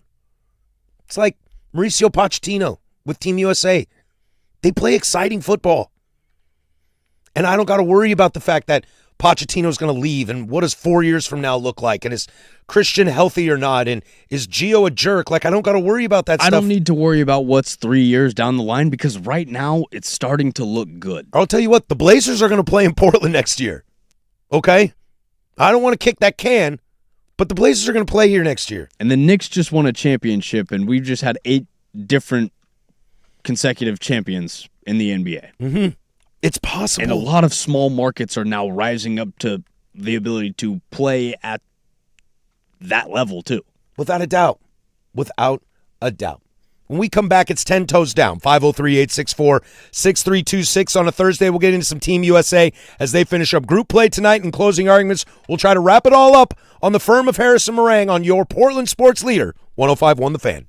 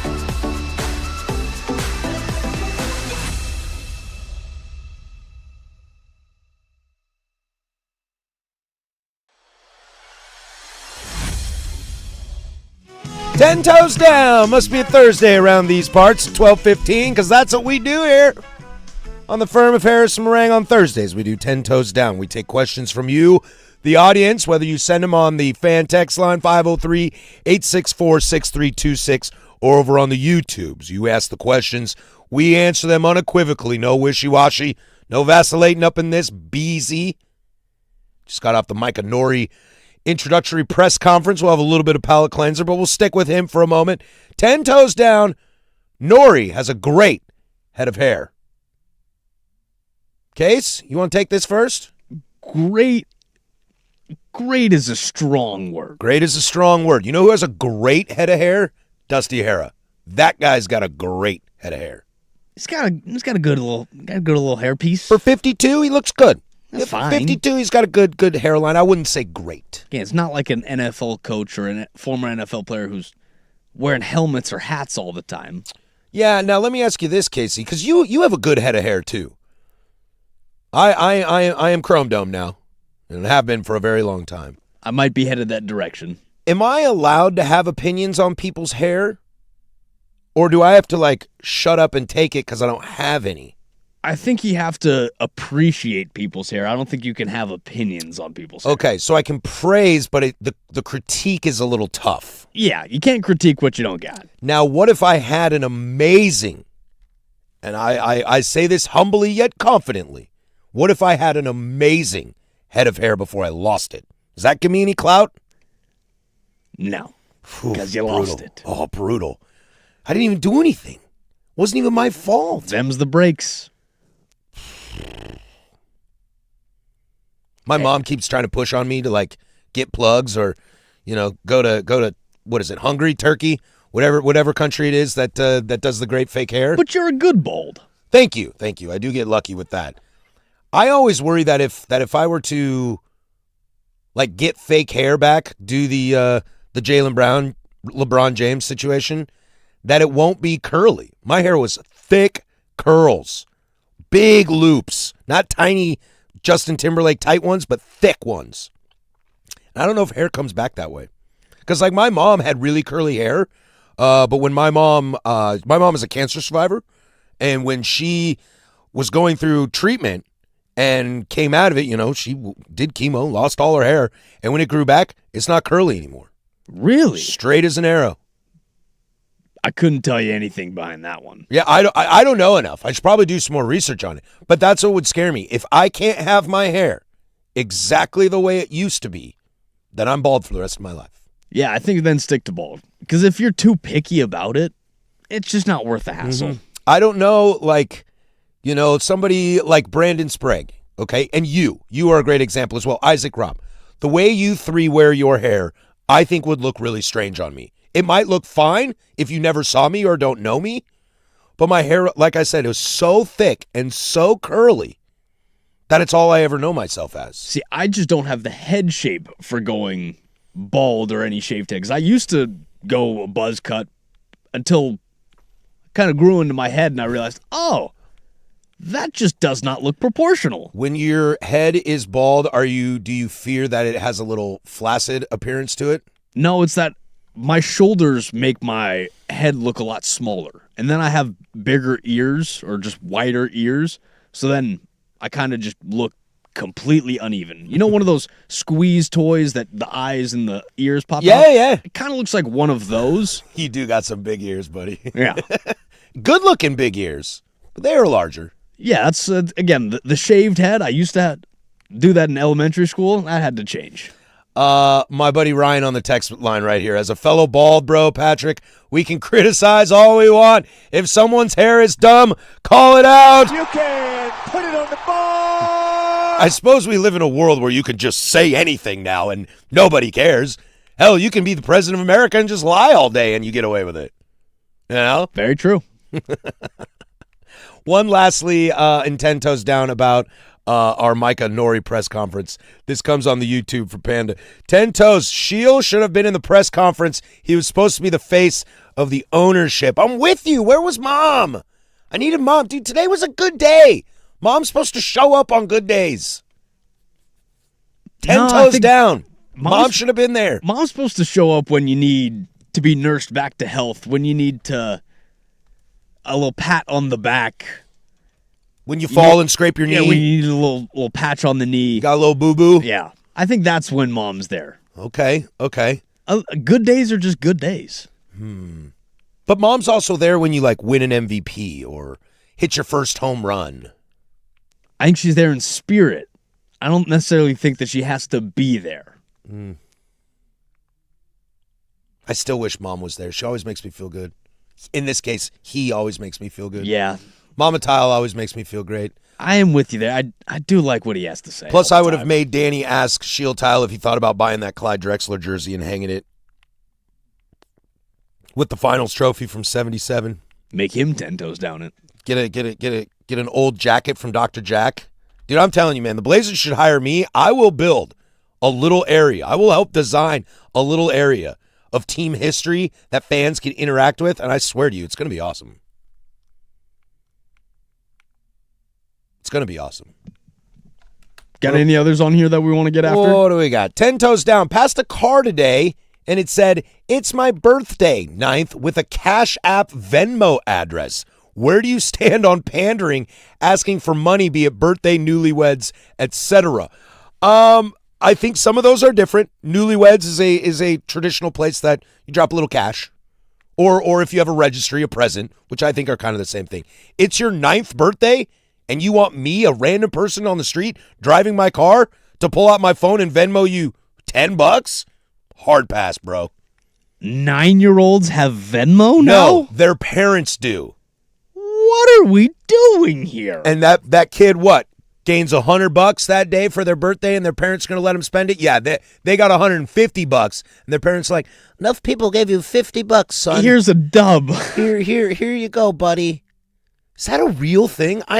This better be like a troll question. That has to be part of me doesn't just believe the age. Because I've seen people like post on their Instagram stories, "Oh, just freshly turned 21. Help me pay for my drinks tonight."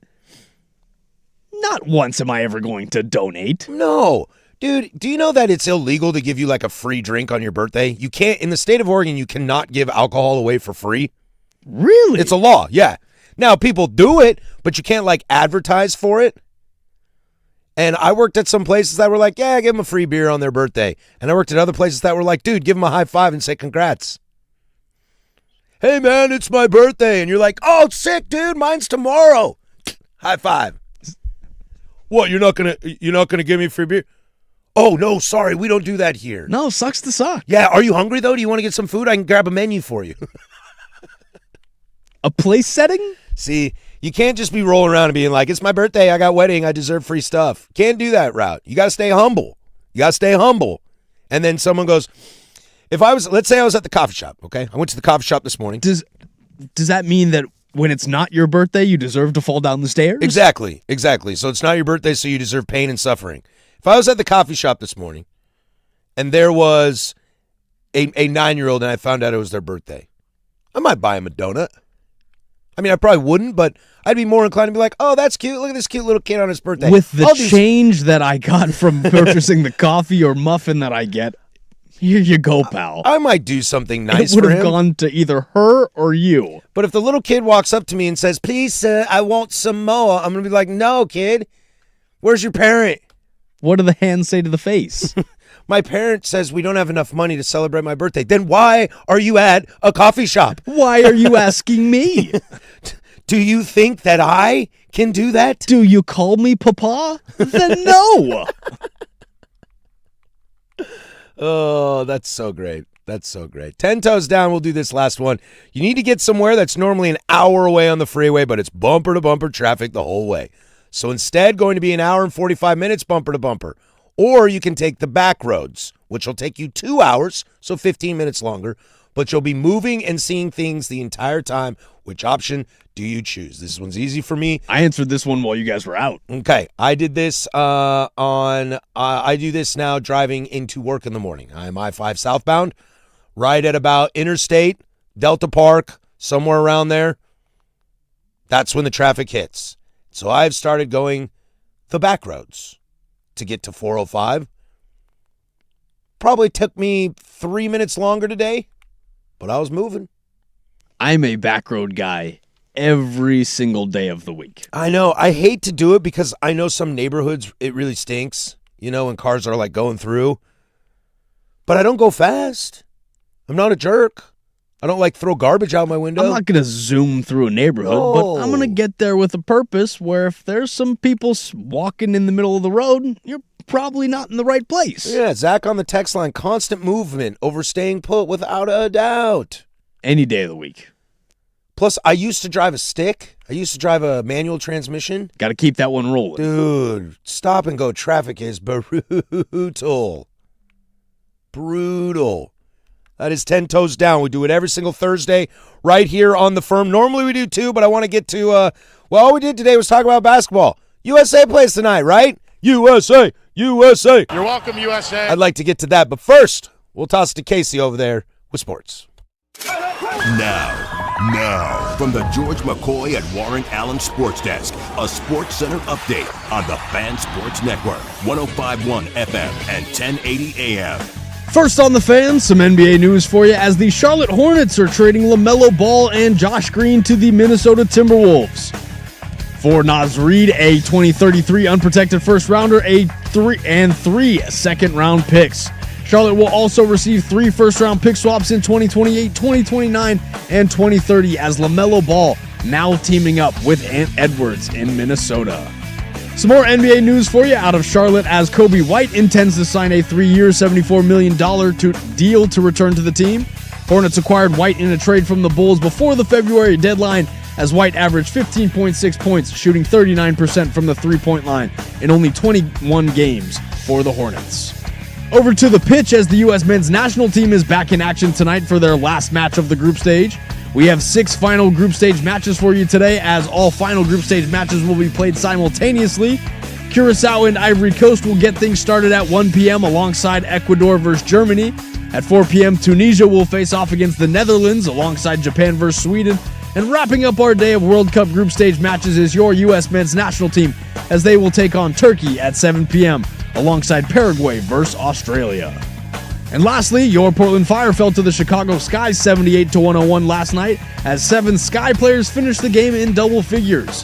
Fire are back in action tomorrow at 4:30 once again in the Windy City as you can catch that game over on 9:10 a.m.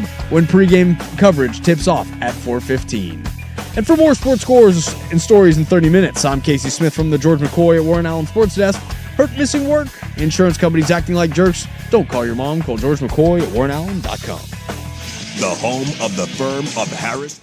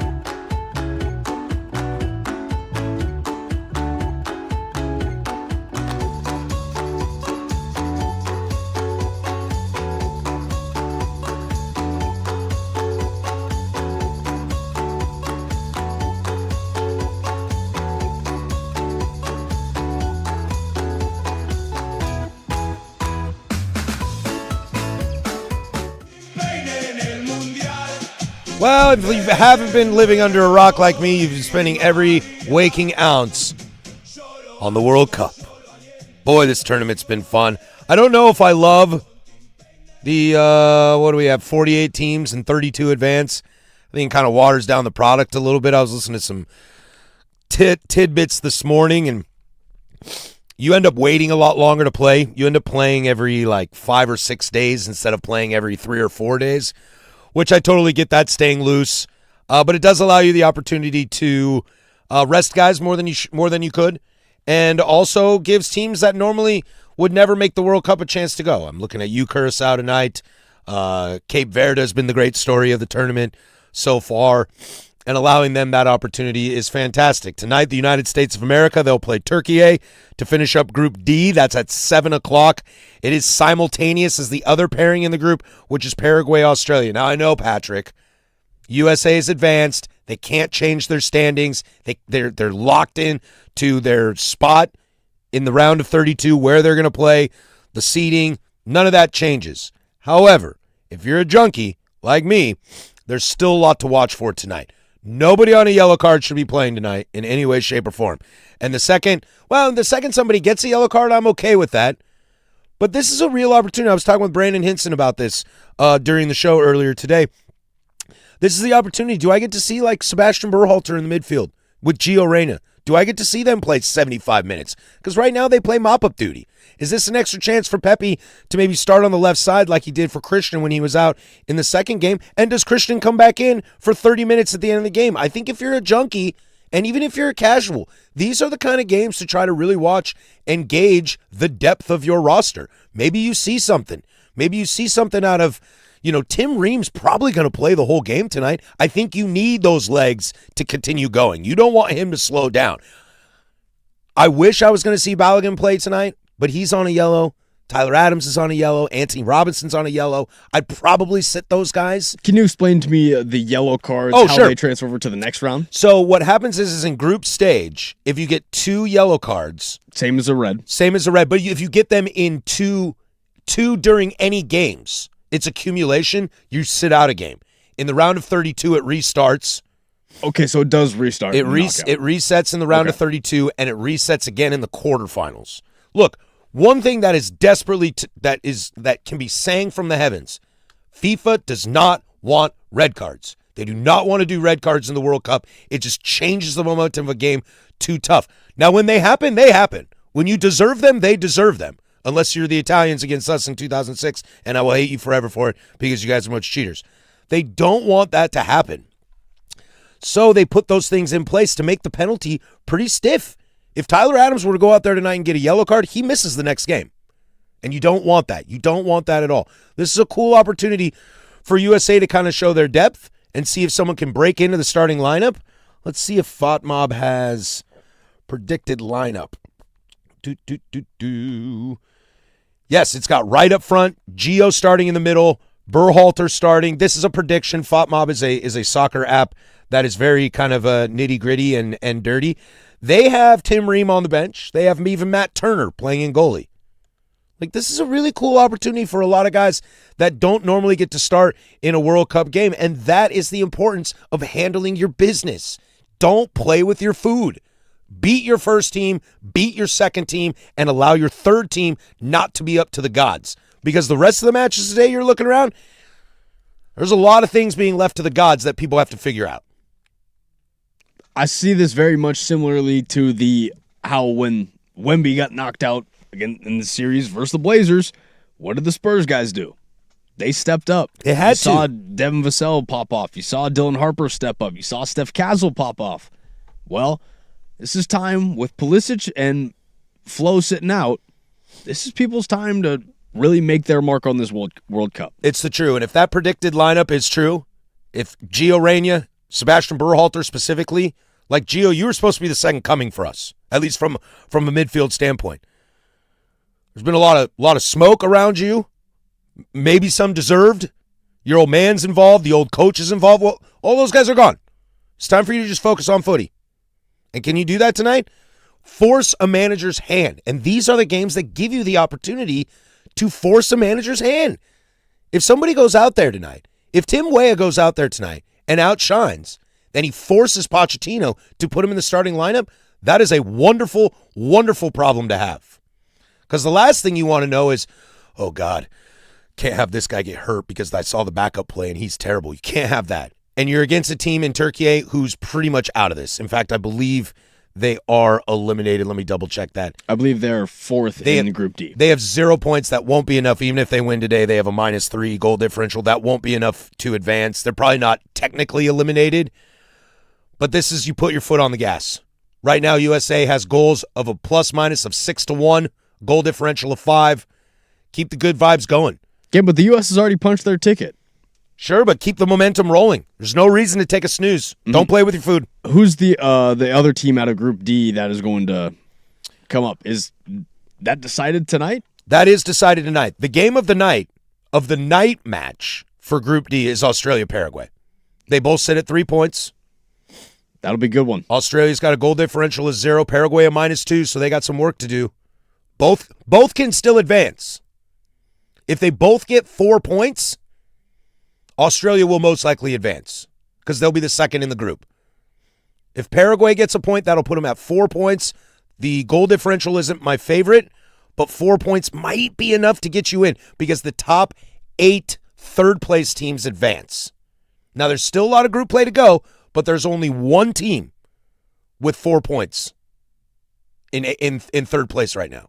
That's Bosnia-Herzegovina, who most likely right now is tipped to play USA in the round of 32, which I like that matchup. I like that one a lot, too. I like that matchup a lot. And you can kind of start to knockout round watch, too. The predictor on this, first of all, games today, Curacao, Ivory Coast. Ivory Coast has got to win that game. They're going to put goals up. And Ecuador's got to beat Germany to advance as well. Germany's already through. They don't care. They're in the same spot as USA. So watch Ecuador go for it. Watch Ivory Coast go for it.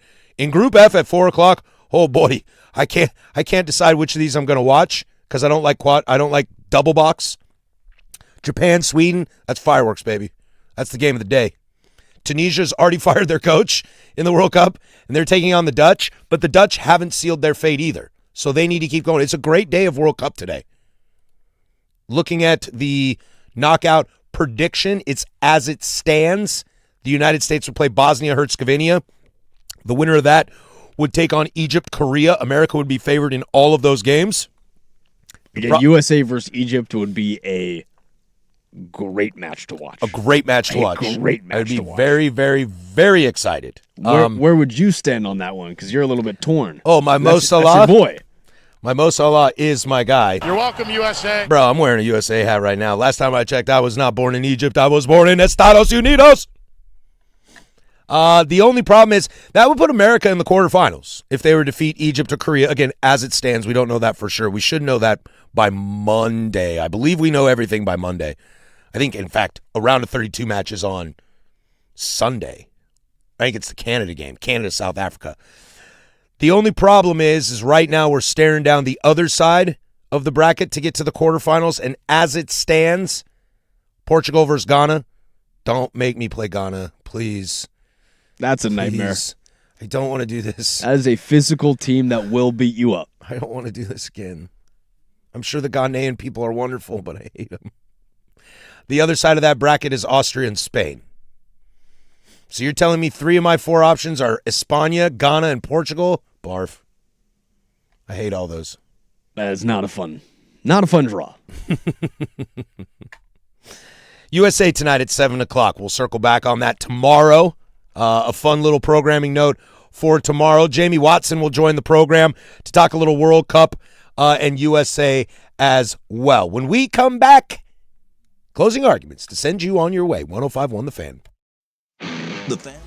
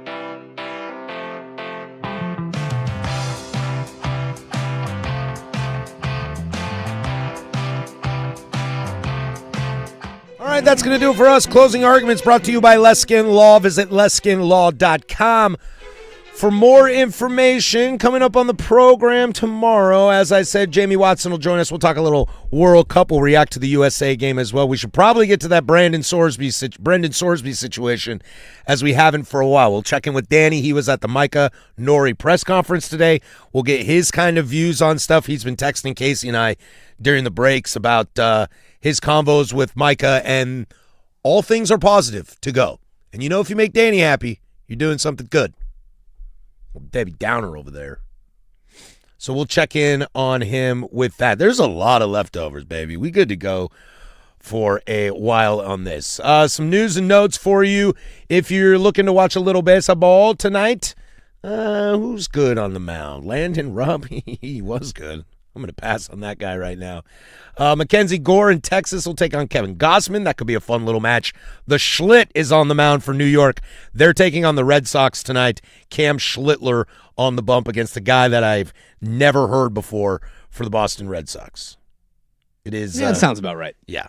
It is getaway day in baseball. And even Boston fans are showing up to that one voting for Schlittler. Bryce Miller already took the loss against Bubba Chandler today. Mariners Pirates, and Seth Lugo got lit by the Rays. This story just came across the ESPN timeline. Major League Baseball wants a maximum of 5-year deals for free agents changing teams. So if you become a free agent, you can only sign for up to 5 years. It's kind of it's a little NBA-ish, is it not?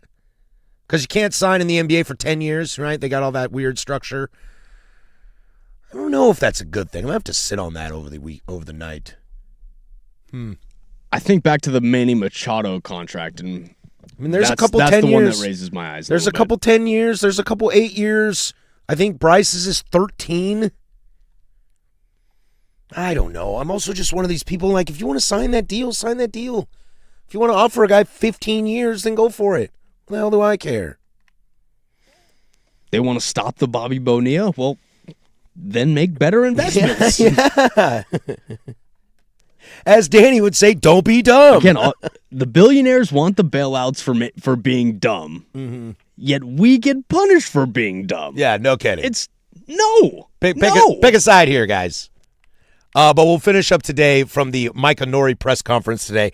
Look, I thought he was fantastic. If you missed any of it, you can go back and listen to it on the podcast. We want to thank our friends over at KATU Channel 2 News for providing us the audio on their stream. A lot of good vibes today. And in a time where everybody just wants to bitch and moan about Tom Dundon being El Cheapo or whatever you want to say in the stadium deal, and politicians, like, I don't know. As I said earlier this hour, take a breather. Like, let that stuff figure out, guys. We're going to have a Blazer season here next year. Okay? As my hero once said, I do the best I can and let the chips fall where they may. Exactly. So just be positive. You know? They got me all wet. Your hero. That was maybe a little too far. But I like the idea of Micah Nori. You know? Danny and I talked about him yesterday. The little bit that I've seen about his X's and O's, about his, his ball knowledge, as we all like to throw around that phrase, ball knowledge, or he knows ball. He's a very intelligent guy when it's come to the X's and O's, and he showed that even just in the introductory press conference. And I have to believe that most NBA coaches are good at X's and O's, and they know ball. They wouldn't be in the NBA if they didn't. So now what kind of personality you got? How do you relate to players? What kind of culture relate to you? Boom, exactly. How do you create culture? What is the media like working with you? Can you attract people from other places? What is his assistant's going to look like? That's going to remain to be seen. To Danny's point yesterday, we don't know what kind of money he's going to have to throw around for that. And maybe I'm just a little, maybe I just get a little excited. I wish that I could bake a cake made out of rainbows and But smiles. does Micah Nori bring you that excitement in the way that the excitement hasn't been there in the organization for the past, I'd say, decade? Yes, absolutely. And it's going to remain to be seen. We're going to have to see it on the court. And Danny made the point yesterday, and I completely agree with him. Nori's going to screw up somewhere. He's going to mess up.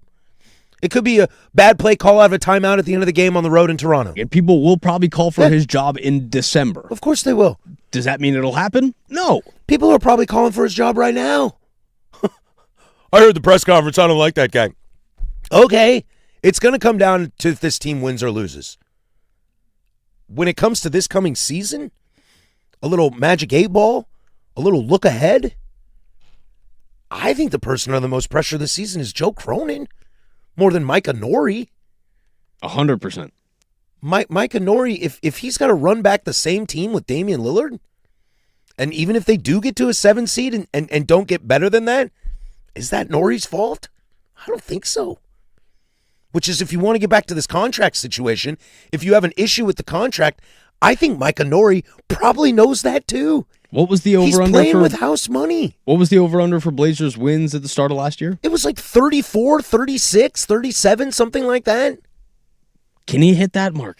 Easily. You just saw Tiago do it. I think he says, okay, you want to structure this contract weird? And he probably said that to JB Bickerstaff, who had the report. You heard Bill Oram ask the question. Who's the head of the coaches? Of course JB hates the contract. If you're that president of the Coaches Association, you want every coach to get a 5-year guaranteed deal for like $15 a year.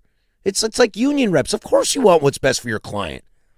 I think Micah Nori probably looks at that contract and says, okay, if you guys need to phrase it in a way that I need to bet on myself, fine. And this is the team that wants to take the flyer on me when no one has yet. And the best thing he said, I thought one of the best things he said in the entire press conference, rarely do you get to be a head coach in a winning situation. It's hard to build in this league. That was a playoff team. That's a playoff team. You have nice pieces, okay? Denny Avdia, Donovan Clingan are nice pieces. Hall of Famer, Damian Lillard. Drew Holiday. You got another Hall of Famer. You got an elite defender in Tumani Kamara. You know, you have the ability to trade Shaden Sharp, Scoot Henderson, Jeremy Grant, and a bunch of capital that's from a team that's going to be really bad. Like, you're in a great situation. And that's why I think if you're Nori, you're fine with it. You'll bet on yourself. You'll 100% bet on yourself because I'm playing with house money.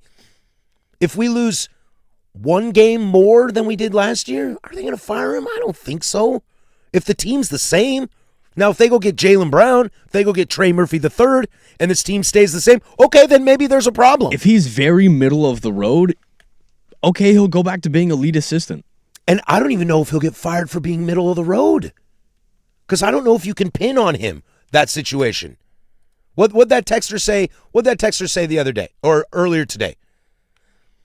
Cronin and the front office supports Nori, his staff, and the players. It's not just on him and his staff. Danny talks about it all the time. You can coach the ever-loving daylights off your booty. Players win championships. And that's what Nori said. He goes, yeah, I got lucky. I had Anthony Edwards. I had Karl Anthony Towns. You've got to have good players to win in this league. And what I do like as it sits right now is that the Blazers have a playoff team that they're not trying to completely break up. They're trying to keep the pieces together and add more. They're not trying to take away. They're just trying to add. Stay in your lane. Know what you are. Be honest with yourself. He mentioned it. This team sucks at threes. Okay, I have solutions for that. This team's really good at offensive rebounding, bad at defensive. I have solutions for that. Said exactly what we've been saying. Damian Lillard's going to help, but we still need more. Closing Arguments brought to you by Leskin Law. Visit LeskinLaw.com for more information. Leskin Law's one-day divorce mediation, peace treaties, not war plans. Dan will be back tomorrow. We'll recap this, and we'll get on to some more on a Friday. USA Tonight. For Casey Smith, I'm Patrick Harris. Go do something I would do.